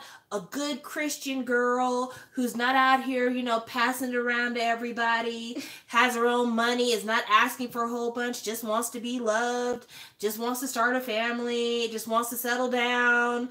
You have all this, and you keep coming across guys who are like, yeah, you may have all that, but I'm still not going to treat you like you're worth anything more than the other lady at the corner. And it's just like, my gosh, what more does a woman have to do to just be treated with some type of equity? What? Well, that's the thing, though. They don't have to do anything more. It's just people being indecent. I agree. I think it's just, the patriarchy. Off topic. But that's on the Surviving R. Kelly series on Lifetime. Oh, no, that's not really off topic. We actually mentioned that at the very beginning of the live stream. R. Kelly is trash. I've known it forever. Mm-hmm. I actually saw the R. Kelly sex tape when it came out back in the early 2000s when I was in college. And that was absolutely a teenager. He absolutely had sex with this teenager. You could absolutely see his face, and he absolutely peed in this young girl's mouth. And the fact that her parents came to court and lied about that being their child says two things here. Number one, R. Kelly was an extremely powerful person in Chicago during that time, and he was able to pay people. Yes, he did. Absolutely. He was able to pay people to lie on his behalf. And number two, people really don't give a damn about their daughters. I love my child. I really, really do. Yes, she does. I do. You're my favorite and my best. Yeah. I think it came out before 2004 because I remember watching it while I was in college, and I think I graduated in 2004, but I digress. But you really don't give a damn about your child because I will tell you, if a grown-ass man peed in my child's mouth, you don't have to worry about me testifying in court about is this your child or not. You have to be worried about her escaping from jail. Yes, basically. Basically. You have to worry about me getting loose. I would have to be locked up during the duration of the trial because the moment you set me free, I am going to frog leap into the air, land on his back, and choke him out. So, I'm just saying, it couldn't happen to mine. It could not happen to mine. While he did that, I didn't know how much of the story, but I do know that he took and continues to take advantage of young girls and no one stood up for them. Okay, so let me tell you the story. Not a good person. I am a couple of months, or maybe, no, I'm probably about 5 or 6 months younger than Aaliyah. Mm-hmm. She was born before me. Yeah. I remember being in high school and the rumor going out that Aaliyah and R. Kelly were dating. And at the time, I did not know how old R. Kelly was. So I didn't think it was weird because I'm like, okay, well, is R. Kelly like 19, 20? I guess that's not that bad. Then it comes out, no, bitch, R. Kelly's like damn near 30. Ooh. And I'm like, that's really super creepy and weird. But again, I wasn't thinking too much of it because I'm in high school and I'm trying to date older guys too because, yes, I am a 79 liner. It sounds so silly to be a liner. Anyway, so I didn't think much of it because, I'm looking at older guys too. But at the same time, in high school, if a 27-year-old guy had tried to talk to me, I would have been creeped out. Like, it wouldn't have been cool. A 19-year-old guy, even a guy who's like, I'm in college, I'd have been like, ooh, a college man. But a guy who's like, no, I got a full-time job and I pay like Social Security and taxes, I'd be like, no, get away from me. That's too grown. You're like my daddy's age. I don't want that. Then, after all the Aaliyah stuff kind of gets, I won't say brushed under the table, but people don't really talk about it that much. Oh, what did I miss? A whole lot. We're talking about R. Kelly right now. Yeah, very briefly though. We're not going to spend all day on this. After the whole Aaliyah thing kind of doesn't get talked about anymore, I remember being in college and somebody being like, yo, y'all heard about like R. Kelly and the sex tape that's going on? I have a dude who can hook us up with a copy. A VHS copy. Bitch, you've seen a VHS. It's been years, but a VHS copy. So I remember the friend who brought us the VHS because everyone used to tell him he looked like Deion Sanders. So he brings the VHS over to me and my roommate Trina's apartment on campus. Mm-hmm. Dorm room on campus. And we watch it. And the first part of the sex tape has a lady who looks grown. And R. Kelly has got her bent over. Like, she's, like, literally standing up, but bent over, and he's having sex with her. And we're like, okay, I don't see what the big deal is. This doesn't look like a kid or anything. So I don't see what the problem is. That was part one on the tape. The next part of the tape shows a girl who could not have been more than about 14 years old. She is completely nude, standing in the middle of a living room, and there's a television on in the background. It's MTV. And the Backstreet Boys, Everybody, is playing in the back. And so the song is like, Everybody. And she's on camera doing this number. And she does that for like almost a solid 4 minutes. And me and my roommate, Trina, because we're immature assholes, we're sitting there laughing like, is that supposed to be sexy dancing? This child here. And immediately we're like, okay, this is a kid, because she has no idea how to like sexy dance, because she's a kid. She doesn't know how to like, she just doesn't know how to be sensual because she is a kid. Yeah. So we kind of laughed that off a little bit, like, oh, that's really embarrassing for her. But whatever. Then the next scene, it's like, it shows the side of a bench. So like there's a bench, and then it shows R. Kelly sitting down on the bench and adjusting the camera. You can clearly see his face. Like there's no question this is R. Kelly. Like looking at the camera and making sure you can see all of them. And then the next thing you see is him bringing the girl that was dancing earlier, the one that we knew was a kid, over to him. He sits on the bench. She sits on his lap, and he proceeds to have sex with her. So he's doing this number, having sex with her. He stops at some point and tells her to sit on the bench. When he tells her to sit on the bench, he stands up in front of her and proceeds to have her give him oral sex. When he does that, you think, okay, he's getting ready to ejaculate. No. He starts peeing in her mouth. You can see like the rivulets of urine floating down her face and across her chest. He's urinating. And I remember being like, all the humor of the situation prior to that moment flying out the room. Like everything that was funny before just stopped. And it was like, wow, this nigga's nasty. He's gross. I'm never buying anything R. Kelly ever again. And that was, gosh, more than 10 years ago.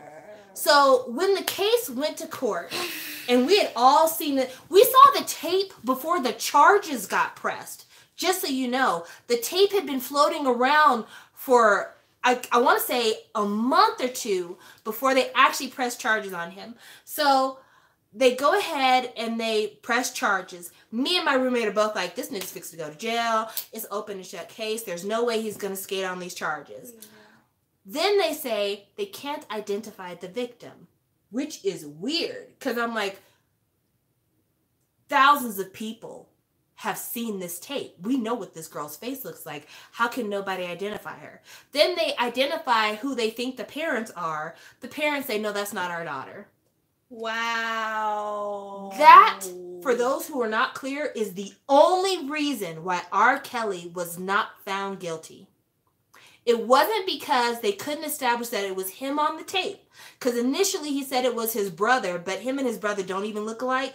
It wasn't because they were like, we can't see his face. You could clearly see R. Kelly's face. Not only that, I want to say like a year before the sex tape was made public, R. Kelly had done an episode of MTV Cribs where they like go into his house and do a tour and stuff.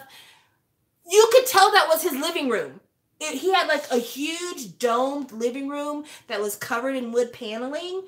That was the room that this little girl was dancing in. You could tell it was R. Kelly's house. You could see R. Kelly's face.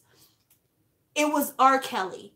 There's no question about his identity. The question was the girl in the video a child? And ever since then, I've been like, fuck R. Kelly day and night. And even though I felt that way, and a lot of people that I knew felt that way, Step in the Name of Love and Trapped in the Closet and all this stuff, people were into it. And like, just I did actually listen to the whole Trapped in the Closet thing, but that was before I knew about this whole R. Kelly thing. High irony. High irony. This one over here is like, I want to watch Trapped in the Closet. I'm like, that shit is crazy. R. Kelly is a terrible person. Well, you said he was trash. I sure did. And then... Before somebody But you R. Kelly. didn't tell me that he had done said stuff. Well, you saw what you did when I was describing what he did. What was your reaction when I'm describing it? Mom! Yeah. So that's the reason why I didn't explain to you what he did. But like when I say someone is trash, trust and believe they are trash. Yeah. But yeah, R. Kelly did that shit, and he should have been canceled years and years ago. And the people who fight to keep R. Kelly popular, I have two questions for you. Why? Why is it so important to you that the public embrace R. Kelly? What is it that he does for humanity that we are not allowed to set him aside? Nothing. And secondly, how do you really feel about young girls? Really feel about young girls? I think that... Because in recent times, with all of the, Black Lives Matter and stuff, a lot of Black Lives Matter has been about the fact that young black men, 14, 15, 16, 17 years old, are being killed, and that them being children, their youth, is not treated the same way as the youth of other ethnicities. That people don't see young black men as being children the same way they see young white men. It's not just black children, too. It can also be Latino children. Yeah, that children in ethnic groups aren't seen as kids. Yeah. They're seen as grown possible criminals automatically off bat. And how we want to change that thinking. People who have no business doing what they're doing. Yeah, instead of just being kids. But within our own community, we're not seeing a 14-year-old girl as being a girl.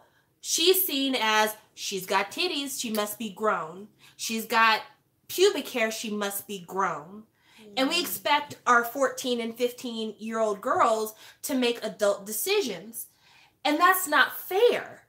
Yeah. That's not fair. Yeah. Recently, this child, Jamie Kloss, escaped from a person who murdered both of her parents and kept her hostage for 3 months. Mm-hmm. This girl somehow, out of whatever sense of self and just absolute bravery, managed to, while this guy was gone, find a pair of shoes, walk through the woods, and save herself. 13 years old. And no one is saying that this girl should have escaped months before, that she should have immediately figured out a way to do all this. And instead, people are saying, this girl is a smart cookie. For someone being so young to have the presence of mind to do what she did is outstanding. This child saved herself. Yeah. But a 13, almost 14-year-old black girl may not be seen in the same way. Yeah. And that's not fair. Because, I mean, this would be sort of I don't know if it would be much of a fair comparison, but when we were watching that, What's Love Got to Do with the movie about the whole domestic abuse thing, well, a lot of people, when they see this, they're like, well, why don't you leave? But for some other women, it's like, oh, they're being tortured and being held captive. So was Tina Turner. Mm. It's just that, I guess in that situation, people were more like, you could have ran away, you could have... I mean, there are a lot of things that keep people in bad situations. And it's very easy to be black and white about it and say, well, you had a choice. You could have done this, that, and the other. But then there's a lot of ways where you don't have choices. I might have an abusive ex, and I might be ready to leave him. But if he tells me, I'll hurt your family, and I know he has the means to do so, I might stay. If I have no way of financially taking care of myself, and leaving him means possibly being homeless, and I have a child, I might not leave. Like, there's all of these other motivations that go behind why people make the decisions they make. But for a child, for a 14 or 15-year-old kid to be expected to make adult, mature decisions against someone who's easily got them beat in life by over a decade and a half. That's not fair. You can't expect the mentality of a 14-year-old to compete with the mentality of a 30-year-old. No. And there are a lot of 30-year-old women out here who make terrible relationship decisions. And we feel sympathy for them, but then we don't feel sympathy for these kids because we feel like they should have known better. Yeah, that's messed up. These are kids who just mastered their menstrual cycles. You know, when you're 14 years old, you have just gotten down the how to slide a pad into your pocket and not have people see you walk into the bathroom with this stuff on you. Mm-hmm. You know, so why are we expecting them to make these complex decisions, being able to outthink a grown-ass man who's got nasty shit on his mind? We shouldn't. The responsibility, the onus should be on the grown-up. And they can't say, well, she acted so mature, because I will be straight up and down with you. You only got to spend 2 minutes talking to a 14 or 15-year-old, and you could tell who you're talking to. Absolutely. It don't take no time to hear the immaturity. I remember when we were standing in line for the BTS concert, and this little girl in front of us was just chatty Cathy. I was surprised that she was 12 years old, but I wasn't surprised she was a kid. I assumed she was your age, but she was a little bit younger than you. Yeah. But it didn't take long at all to figure out she was young. I would never have mistaken her for being anywhere near an adult age, or even in her late teens. Yeah, would have she never didn't figured that. stand Twitter talk, and we could tell then that she was a kid. Yeah, she was a kid. You know, but if you aren't... She unironically used the word... She unironically used the phrase, "we love that for us," so I could tell she was... That scandalous heifer just won't let us be. YouTube, you are the worst. Okay, so we bypassed a whole bunch of comments, so we gotta really rewind here. Okay, so let's see. I know the father's still working with R. Kelly, and I just have this feeling that the girl in the tape training girls for him. I bet you all the money I don't have. Domination issues or nah, if I was his psychologist, despite his past scars, I would report him jail. Even though I would get fired for reporting against my client with private consultations. Actually, if you are a therapist, you are allowed to report things like murders, child abuse, because you're considered what they call, what is it called? I don't know the term, but my mom is a nurse, and basically you're one of those people that, like, you're obligated by law to report if you know of a crime, if you know of an abuse, things like that, so you wouldn't have gotten in trouble for reporting that. Yeah. Trapped in the Closet was created for the first 6 episodes, LOL. This is why I hope I never have to cancel Predators. I just would get fired after listening to them. It's money. That's a good question. I never liked his music. My mom liked his songs, though. Y'all have a close relationship to be discussing this. Well, yeah. She's my only one. Yeah. You know? It's all about the hush money. R. Kelly's impact isn't like Michael Jackson, so why are people trying so hard not to drop him? I have no idea. He's blatantly confessing to his crimes in his songs, and people still bopping their heads to his music. He wrote Age Ain't Nothing But a Number. Come on now. His music is not creative. It's not putting out any message worth hearing. It is trash. Touching on your point, I really hate the word fast. Agreed. Why is it that this girl is fast? Why isn't it precocious? Precocious is a phrase associated with children.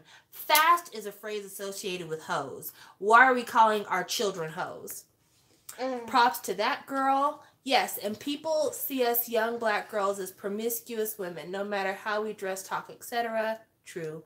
Statistically, leaving is the most dangerous point. True, because when you get ready to leave, if somebody wants to domineer you and take over your life and be the person who runs your life, the moment you get ready to leave, you've angered them. And at that point, they're willing to do anything. Yeah, they're willing to do anything to maintain control, even if that means cutting off your life or doing something that is the absolute most to manipulate you. So there you go. It's easy to say things like that and to someone until it happens to them. True points. These teens these days be looking like grown ass women and men. I got a double take, lol. True. Instagram. Some of these 13 and 14 years old, the ones on TikTok and that used to be on Musical.ly. And yeah, the people at my school, they wear things that you'd see Instagram baddies wear, but you can still tell they're kids. Yeah, just talk to them. No matter how much makeup they have on their face, no matter how developed their breasts and hips might be, open their mouth and let childhood flow. Yeah. People say it's the hormones in the food. It could be. Could very well be. Medical practitioner. It would void doctor-patient consultation. Mandated reporter. That's what it is. Mandated reporter. Good job. I could not think of the phrase. But yeah, there's a such thing as a mandated reporter. And when you are that, you are allowed to tell if a crime is in commission. Okay. I know the difference in clothing nowadays compared to like 7 years ago. Yeah, there is a little bit difference in clothing. I mean, I will be honest, so much of the fashion today is based on 90s fashion, so I can't really say the clothing is so much worse than it used to be. What is surprising to me is how short the shorts are nowadays. The shorts are like, they look like denim panties. They are very, very short, and I wouldn't be comfortable wearing some of them. I used to work in a mall, and sometimes there would be girls that would be walking around and literally a good 3 inches of butt cheek would be hanging out the bottom of their shorts. And as a person, just not a sexual thing, nothing like that, I would feel uncomfortable because people were in the mall with their children or they were in the mall with their old people, and to have big hunks of your butt cheek hanging out the bottom of your shorts was very uncomfortable because it felt like you were semi-nude in public. That's what it felt like. My parents would never let me leave the house looking like how kids now do nowadays. It is surprising how some of the kids look nowadays. I'll be honest with you. It wouldn't be my thing. But also, like, some of the PDA that people do nowadays, people didn't do when I was younger. Like, when I see a boy and a girl walking through the mall and the boy's got his hand in the girl's back pocket, like, boo! Never when I was younger. All right.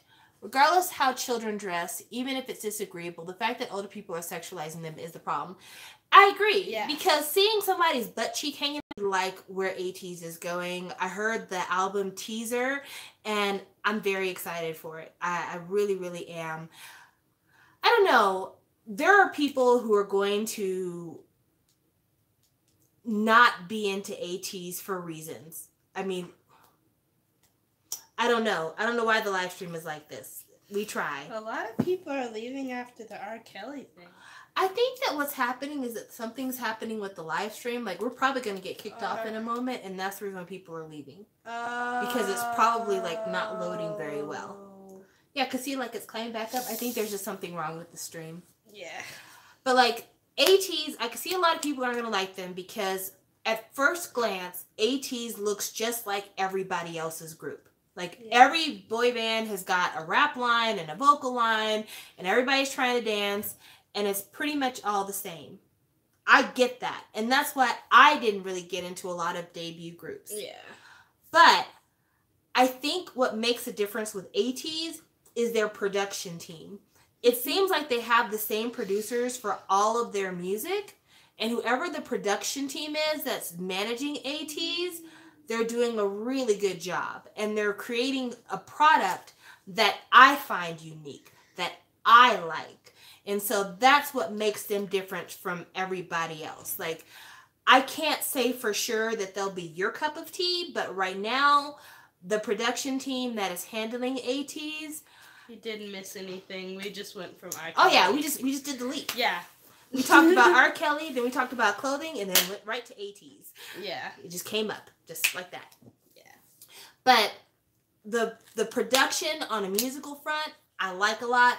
I love whoever is doing the choreography for them.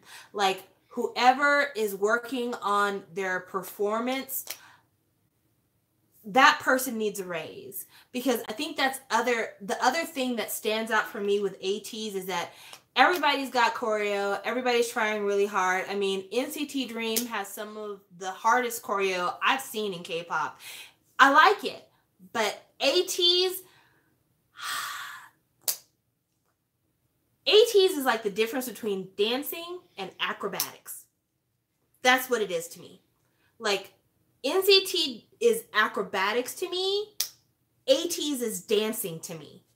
And I think it's a feel that is given to the music. When you look at the faces of the members of ATEEZ as they are dancing, they're feeling it. And it makes me feel it too. And I'm feeling it. What was that? It's me being creepy. Stop. Okay. All right, so let's look at some things here. But aren't they like 18, 19? You shut your mouth. I liked them. I followed them during the pre-debut, and then finally getting the first album was exciting to me. I feel like I'm the only person who isn't into ATEEZ like at all. You know what? I wasn't into them immediately, so I can't say that there's a problem not being into ATEEZ. Teach their own, and sometimes things don't hit, and that's okay. I'm slowly becoming trash girl. It's bad, LOL. I'm currently watching the show they had on Mnet. ATEEZ is alright. Maybe I should look into them. Definitely check them out. See what you think. They're in my top list. Alright, I'm slowly getting into ATEEZ. I think it's the members themselves doing the music and performance with help from management, just like their pre-debut work. Okay.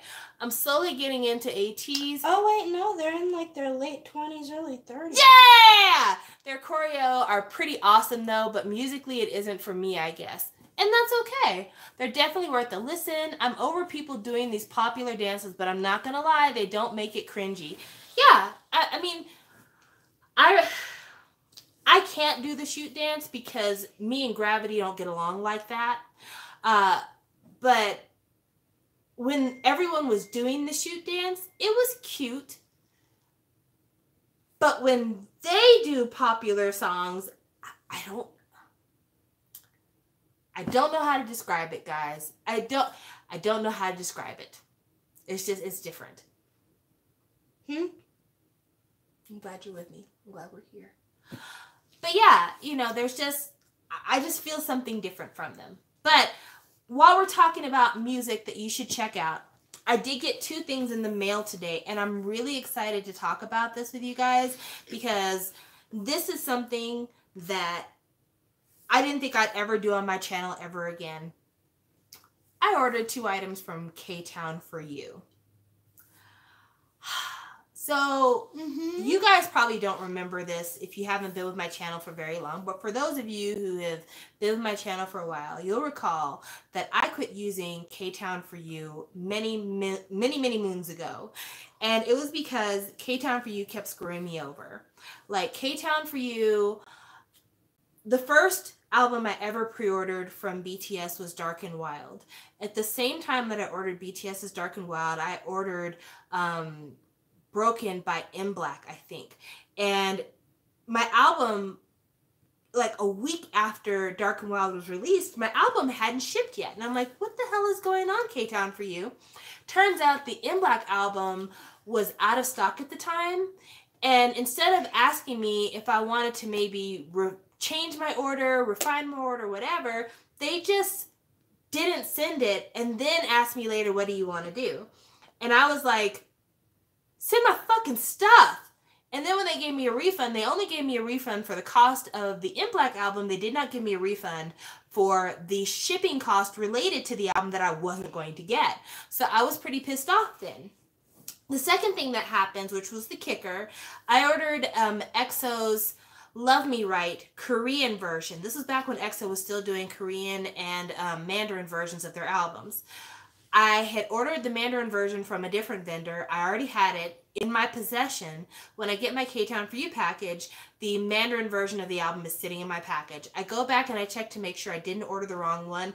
I actually did order the Korean one from K-Town For You. I wrote K-Town For You. I told them what had happened. I even showed them my 2 Mandarin versions side by side to show them I'm not trying to lie to you or anything. I'm not trying to take advantage of you. I already had this album. You sent me another copy of an album I already had that I did not order from you. I need you to send what was right.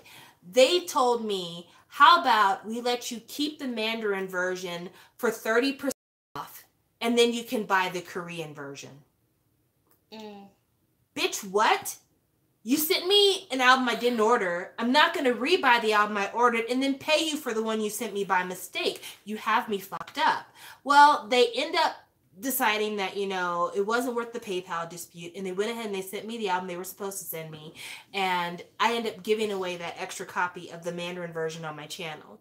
Oh, and I forgot about another mess up that they did. I ordered a Shiny photo book. It was Shiny in Barcelona, and they sent me the photo book.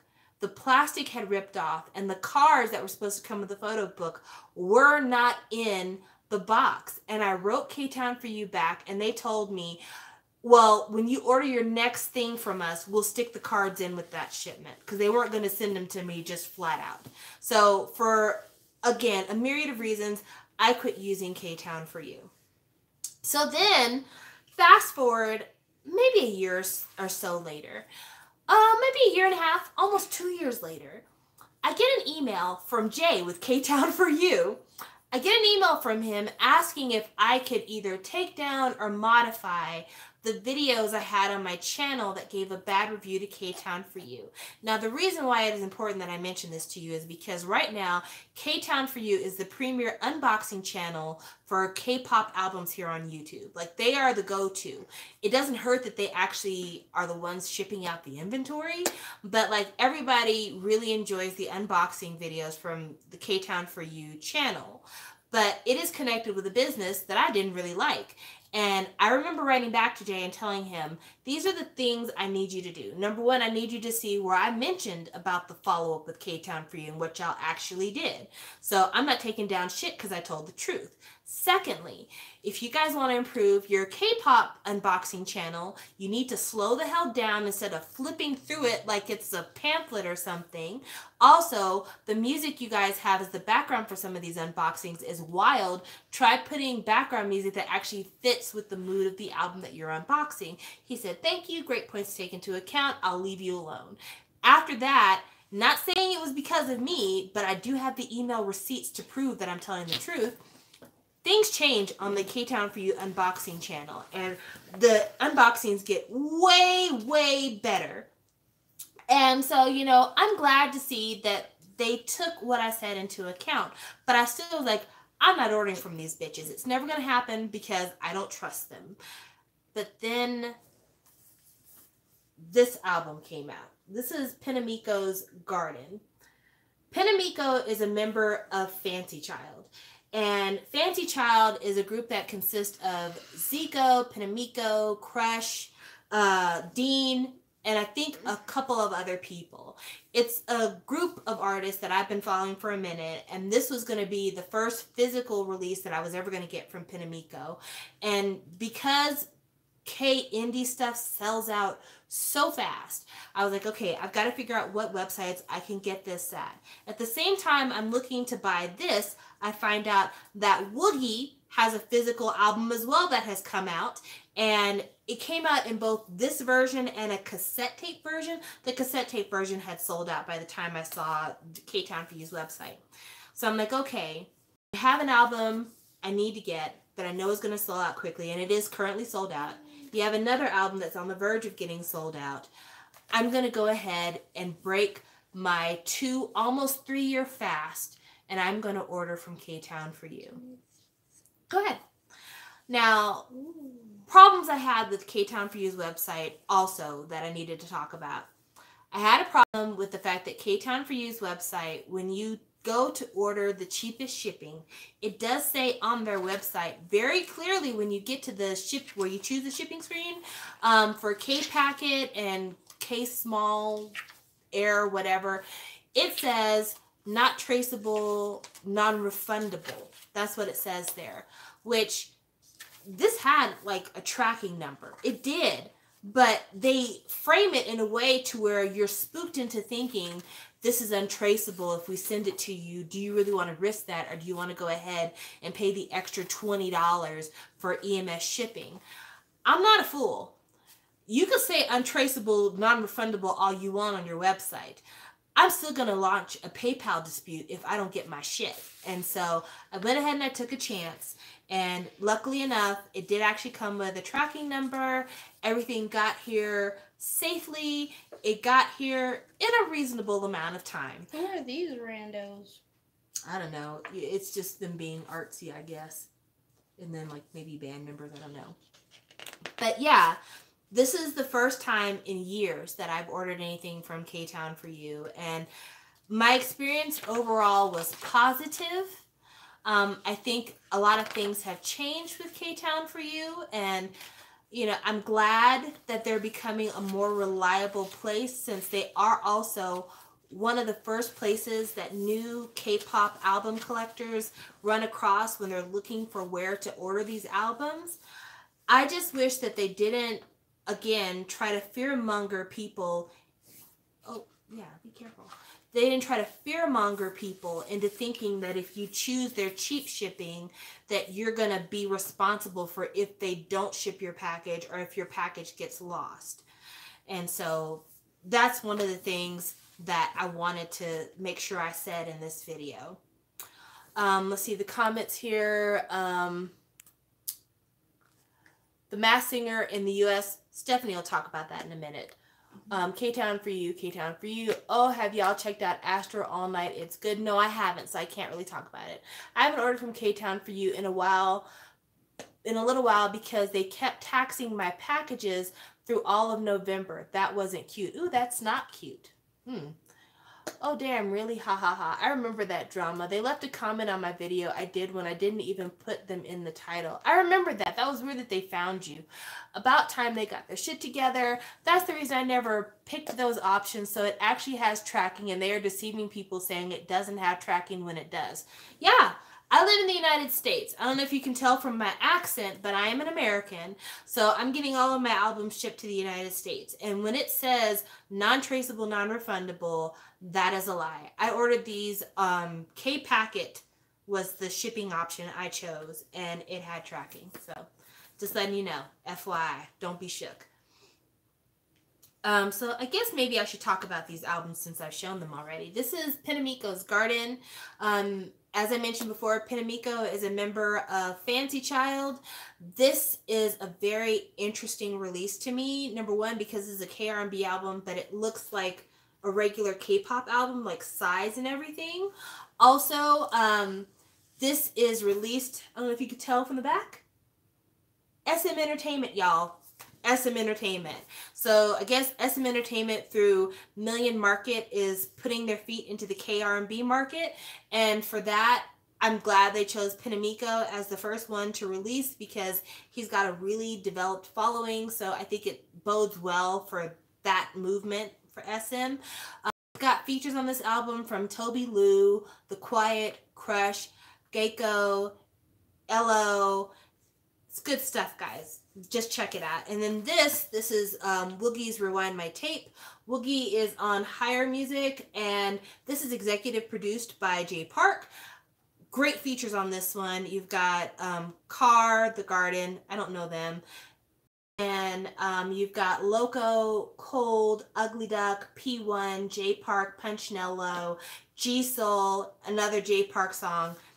A lot of good stuff on this one as well, so I definitely recommend checking them out. They had unique packaging for being K-R&B. Normally you get what they call a digipack. This is much like an LP. Again, this is like a regular tray K-pop album packaging, so I definitely recommend you guys checking this out. And yeah, get it while you can, because it's about to be completely sold out and you won't ever be able to find it again. There'll be no reprints. Okay, Masked Singer in the U.S. Stephanie, let the people know what's going on, because I haven't been watching, but you have, and also you are familiar with the concept from Korean television. So, the floor is yours.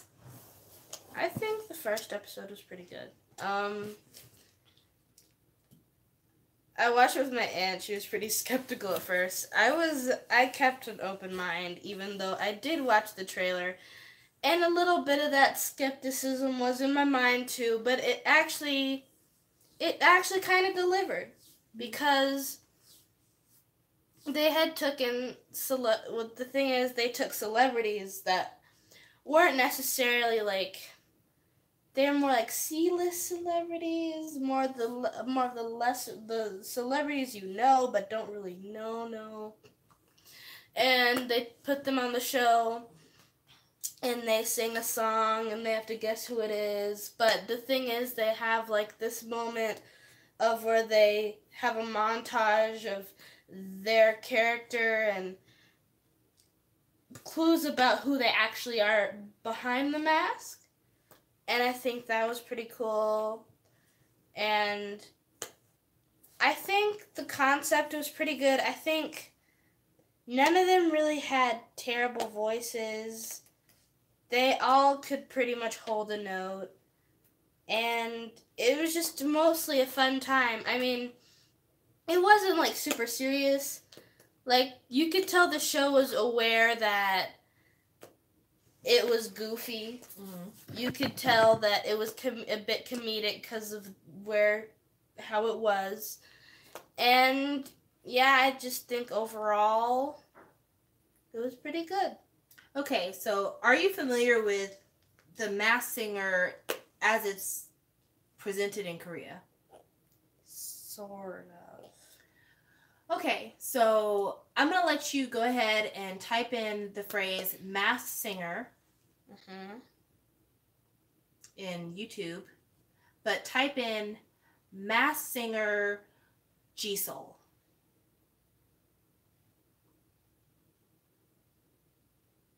While she's looking at that, I have not watched the U.S. Masked Singer because I don't watch U.S. television like that. But I am very familiar with Masked Singer in Korea. It is one of my favorite snippets of shows to watch, like of all the music shows. Okay.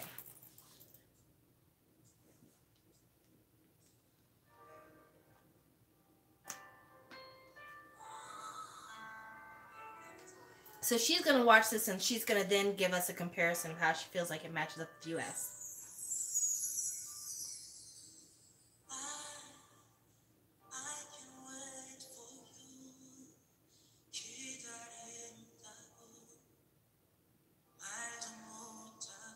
How do you feel the costumes compare? I feel like some of the American costumes are better. Okay. Some of them. They're a bit more extravagant? Yeah. Okay.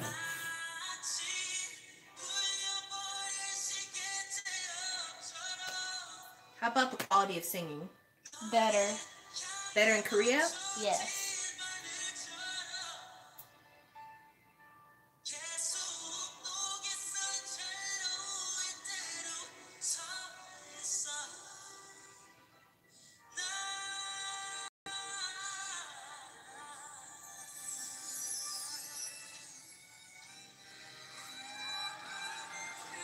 Do they have more judges on the Korean show than they do on the American one? Yes, definitely. Okay.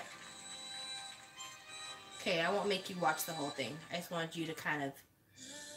Yeah. Oh, also, on the Korean version, on King of Masked Singer, there's like one person who is the king, and people are competing to unseat the king. Do they do that on the American show? Sort of. So, there's a winner on the episode, and they go on to another episode to see who can try and knock him down. Now, you said that in America, the people who are on Masked Singer, go ahead and bring your YouTube app up so I can type in something that surprised you. You said on the American version, most of the time the celebrities that are on Masked Singer are that popular. I know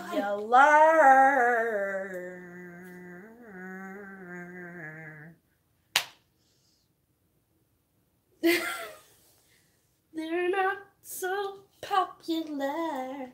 Okay. So, they're not as popular. Here's a performance on The Masked Singer. I'm not going to tell you who this is.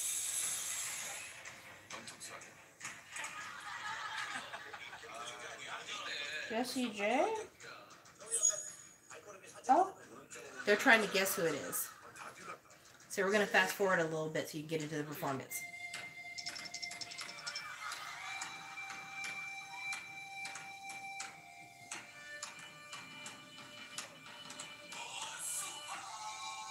I'm just going to show you guys what she's watching right now, and then you guys can...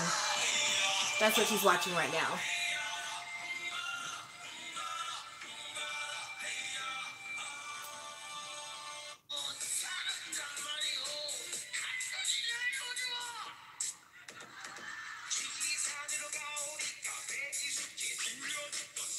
Do these two people sound familiar to you?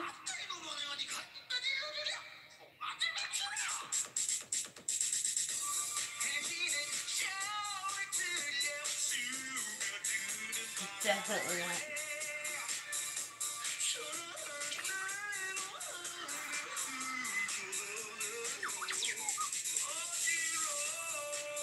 Wait, or is it that brother and sister that...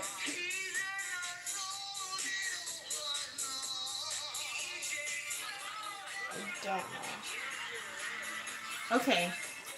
That is G-Dragon and Taeyang from Big Bang. I knew it, but why didn't I say it? So, if you had to guess as to what level of celebrity G-Dragon and Taeyang are in Korea, what level of celebrity do you think they are? A-list. Like A-list? Mm-hmm. So, that is another big difference with Masked Singer in America versus Masked Singer in Korea. Mm-hmm. Is that, like, they get big celebrities to do the Masked Singer, whereas here it is like people who don't have shit else going on in their lives. I'm not saying it to be mean. I'm just saying they don't have shit else going on. A lot of them don't. So, do you think that as the Masked Singer stays popular, because right now it is like the #1 show on television, as it gets popular, do you think that like A-list singers will get on there? Like, do you think a Halsey would do the Masked Singer? Maybe. They might start to bleed in more famous people as the show gets more What about popular. like Normani from that group of girls? I can't remember their name now. What's the name of them girls? Fifth Harmony? There you go. What about Normani? Do you see her or maybe a Camila Cabello doing the Masked Singer? Possibly. Yeah. You think it just has to like stay popular? Yeah. Because my concern is that the Masked Singer in the U.S. is basically going to be the singing version of Dancing with the Stars. Oh no. And like Dancing with the Stars gets some B-list celebrities, but they don't really get A-listers on Dancing with the Stars. Or at least not current A-listers. Like some of the people on there are like people who used to be super popular back in the day, and nowadays just fell like off. Yeah, just kind of fell off of it. So I feel like that's what Masked Singer is going to become in the U.S. Yeah. Well, yeah, because one of the people on there was like, I used to be pretty famous, but then I fell off. Yeah. Whereas, like, Ryan Reynolds has been on The Masked Singer. Mm-hmm. And, what's his face? One of the judges from the current U.S. Masked Singer, the Korean guy, Kim Jong, he was on the Korean Masked Singer. Oh, yeah, I know him.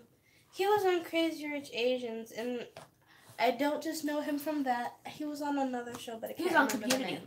Community, yeah. And he was in that movie, The Hangover. Yeah. Yeah, which I know you haven't watched that. All right, let's go to the comment section. Not much has changed. Who knows? That's a good comparison, sounding that way. Okay. Okay, so there we go. We've pretty much caught up with that. Mm-hmm. So we have gone through the gamut of speaking points when it comes to what I had to talk about K-pop wise and the like. So does anybody have any questions, commentary for us? Because we have now been on for 2.5 hours. Woo! Streaks! I mean, we've had several interruptions. The connection has been bad. So it's not like in this 2.5 hours there hasn't been some downtime. We've been thick and thin. Together. Yeah. We sisters. Sorry. Oh, question for you. So Minho and Key are going to be enlisting in the military in the spring.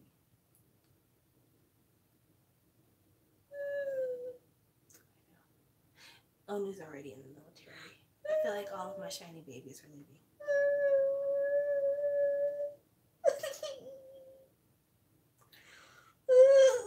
I know, girl. I know. We're heartbroken. We're absolutely devastated. But with that being said, how do you think Shiny as a group will do with almost all of their members in the military? The only member who won't be in the military by the middle of next year will be Taemin. But Key, Minho, and Onu will all be in the military. Mm-hmm. So when they come back, do you think that they can remain anywhere close to as popular as they are? Maybe. Since Taemin's gonna run to Japan, lol. Oh, he's already there. He's like, I'm never coming back home. Big Bang right now is currently all in the military. Well, Sungri's not in the military yet. He will be in the military soon. But the rest of Big Bang is in the military right now. So they haven't released anything recently because everybody's been in the military.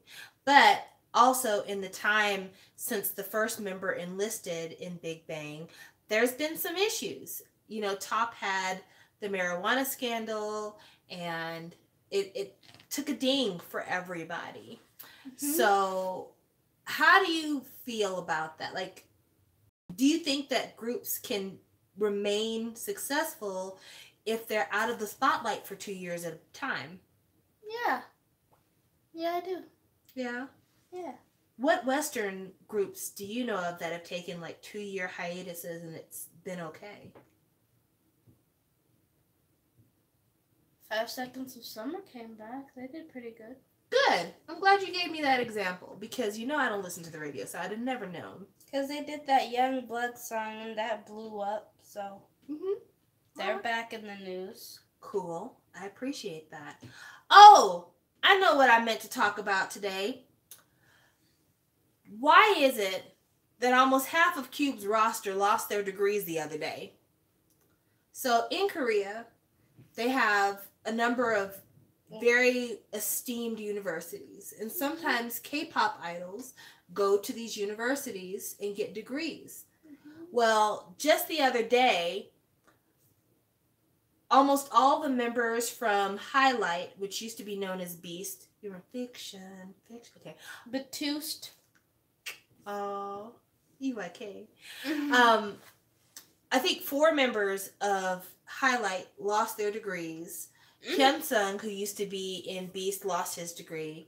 A couple of members of B2B lost their degrees because the Korean government said that they were on music shows and that the school was counting that towards their attendance, and that a big part of getting your degree is that you have to maintain attendance. So basically, you can't pass, even if you make A's on your test, you cannot pass the class if you don't show up to class. Do you think it's fair that they lost their degrees? If they weren't paying enough attention while they were there, I guess. Well, I mean, I guess so. My complaint with this is I agree that if the school says you're supposed to be ass in chair for a certain amount of days, then that's the rule. Yeah. Absolutely. But from what it sounds like the professors or the chairs of these departments were telling these people that we will count you as being in class even when you're at the music show. So if your professor or the dean tells you you are exempted from class, would you not operate under that rationale? Like if your teacher told you, you don't have to go to my class today, you're fine. But then you got in trouble for not coming to class, wouldn't you be like, well, the teacher told me I didn't have to come to class? So I don't know if I necessarily think it's fair that they lost their degrees if the people at the school were being irresponsible. I think it would be a matter of saying that you have to repeat certain classes. That to me would make sense. Or, maybe you would have to take some kind of exam to prove that you have the knowledge base to actually deserve to maintain your degree. But to do a blanket stripping of your degree, I don't really think that's fair. I don't think that's fair.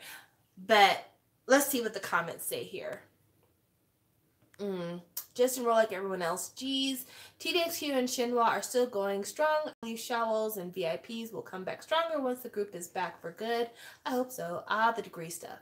They shouldn't have gotten the degrees in the first place, but it's the school's fault, as it seems they give the companies and members the wrong impression of the degree requirements. And that's how I feel. I feel like Cube was probably involved in some shenanigans.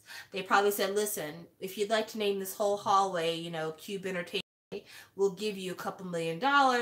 And how about you just act like everybody showed up to class? Which I don't think is any different than in America when football players go to college and they barely show up for class because they're always going to practice or going to football games across the country, and they still get degrees even though they haven't been in class. Like, I remember being in college and having football players that were in my classes that I barely saw. Like, yeah. I was surprised that they were in my class because I'm like, since when are you taking this class? And like, I've been in this class all semester. Nah. Like, dude, this is the first day I've ever saw you, and I've been in class every single day. But they still get their degrees in kinesiology, which is an advanced degree in PE, by the way. I just want that on the record. A degree in kinesiology is a degree in PE. You have a degree in recess. Well, just saying. But I wanted to mention the degree thing because I kind of feel like it's unfair because in Korea, it's going to be a matter of shame for these members. Because in places like Korea and Japan and China, having your degree stripped from you or having it being made public that you didn't actually earn an honor that you were bestowed with has people looking at you as a fraudulent person. Epic High, for those of you who don't recall, Tableau, he graduated from, was it Stanford? Or I think it was Stanford that he got a degree in. He got something in an American university. And people who were anti-fans started a huge public campaign to say that he was lying about his degree status. And at the time, he couldn't promote his music. His group couldn't have a comeback. Like, everything almost fell apart for him because there was this big scandal. And he had to get the school themselves to issue a press release saying, yes, he went to school here and he earned this degree, certification, whatever else. So in that way, it sucks to get your degree stripped from you, but on the other hand, it's really damaging for your reputation to have people say that you were involved in something fraudulent and that you lied about something. So, let's see what it says here. I feel like you aren't trying to actively go to school, don't go. If your idol career is going to be a burden, then you have to choose which is more important, your career and education. I could see that. I know that a lot of American entertainers do go to college, but they go to college in like a weird way. Like they go, I don't say like online school, but like they kind of, it is kind of like online school almost. Like they show up for orientation, they spend the entire semester away from the campus, and then they do like a paper or something to get their final grades. So that it's not uncommon, but there are online schools in Korea. So if attendance is a problem, there are actual legit, well-respected online schools in Korea that you can go to, and you don't have to be in class. So there's that. Oh yeah, they were with Woolham Entertainment, and wasn't that when Infinite, they were rookies? Yes, it is. And I wonder if that's a big part of the reason why Epic High decided IG, because of all of that scandal. So it's a thing to consider. Are you starting to get tired, buddy? No. Oh, okay. Just want to make sure. I'm not ever sleepy. Okay. Okay. So how do you feel about me having a YouTube channel? Because you don't have a YouTube channel. I don't really care. Okay. I mean, you do what you do. I don't really. Have you thought about having a YouTube channel? Yes, but then I've canceled that idea from my mind because I know it would never work because I'm not a social media person. I feel like to be a social media person and to stay relevant, you don't have to be hip with the kids, but you have to be funny in a way that like grabs people attention. You have to constantly have the focus be drawn to you, and I feel like I'm just not good at that. Like I feel like I mean, if you're talking about mainstream YouTubers. But like what I do, would you do something like what I do? I might if I wanted to. Well, you know, people like it whenever we're on together. They're like, "Oh, she's so funny." I don't really think I'm all that funny, but I might be a little funny. Well, just a thought. You know, if anything was to ever happen to me, and, you know, I would hope that nothing ever would, but I need you to cut off my finger so you can unlock my phone. We've had this discussion, but it surprises me every time. You need to cut off my finger and unlock my phone, and you need to take over my YouTube channel. I don't want to press your finger on the phone. I'm just saying. Oh! You also need to learn how to use my tripod. Yep, that's the thing. You must take over my channel. Why? Because this is like our thing. Well, you know, this is not my channel. I don't have riches. Channel.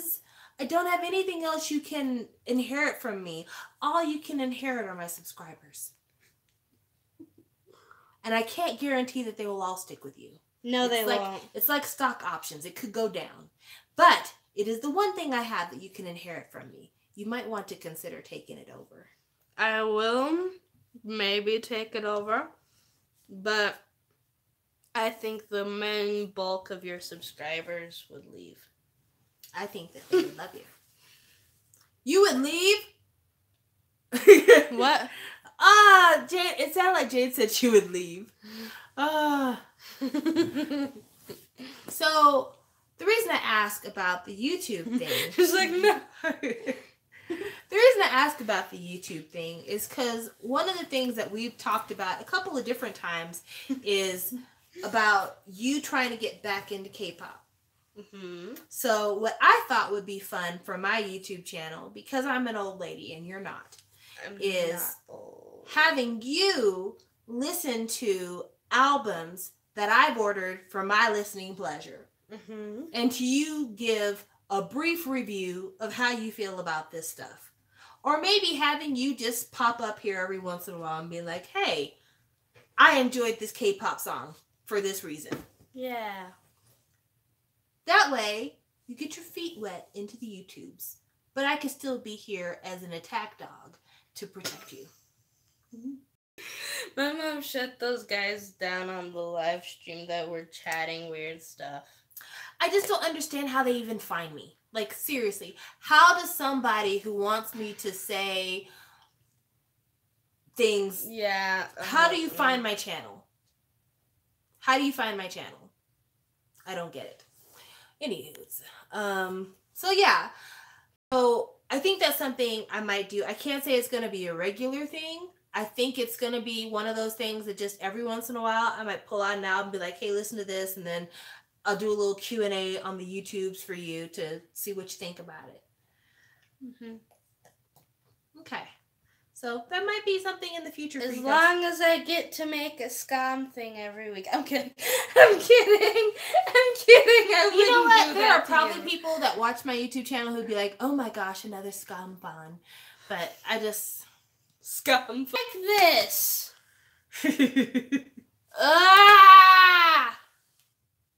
Why? It gets frustrating. Why? Why? But yeah, I think it would be fun. You know, it's weird. I see my K-pop life everywhere, so it might be nice to have somebody who's not as invested in pop to be involved in my K-pop life. You sound like you need lotion. No, I'm just rubbing my hands together. I know they sound hard. That's what I'm saying. You sound like you need lotion.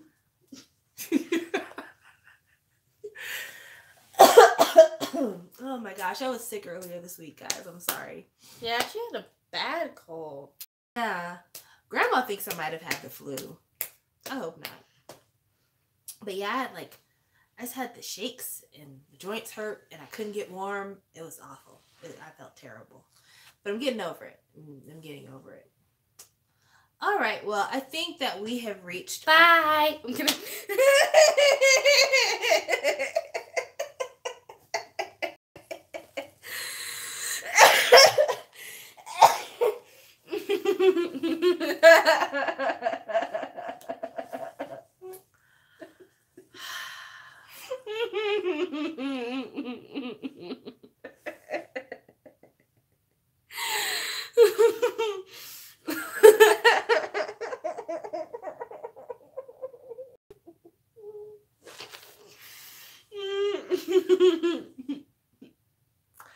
Anyway, we're gonna go.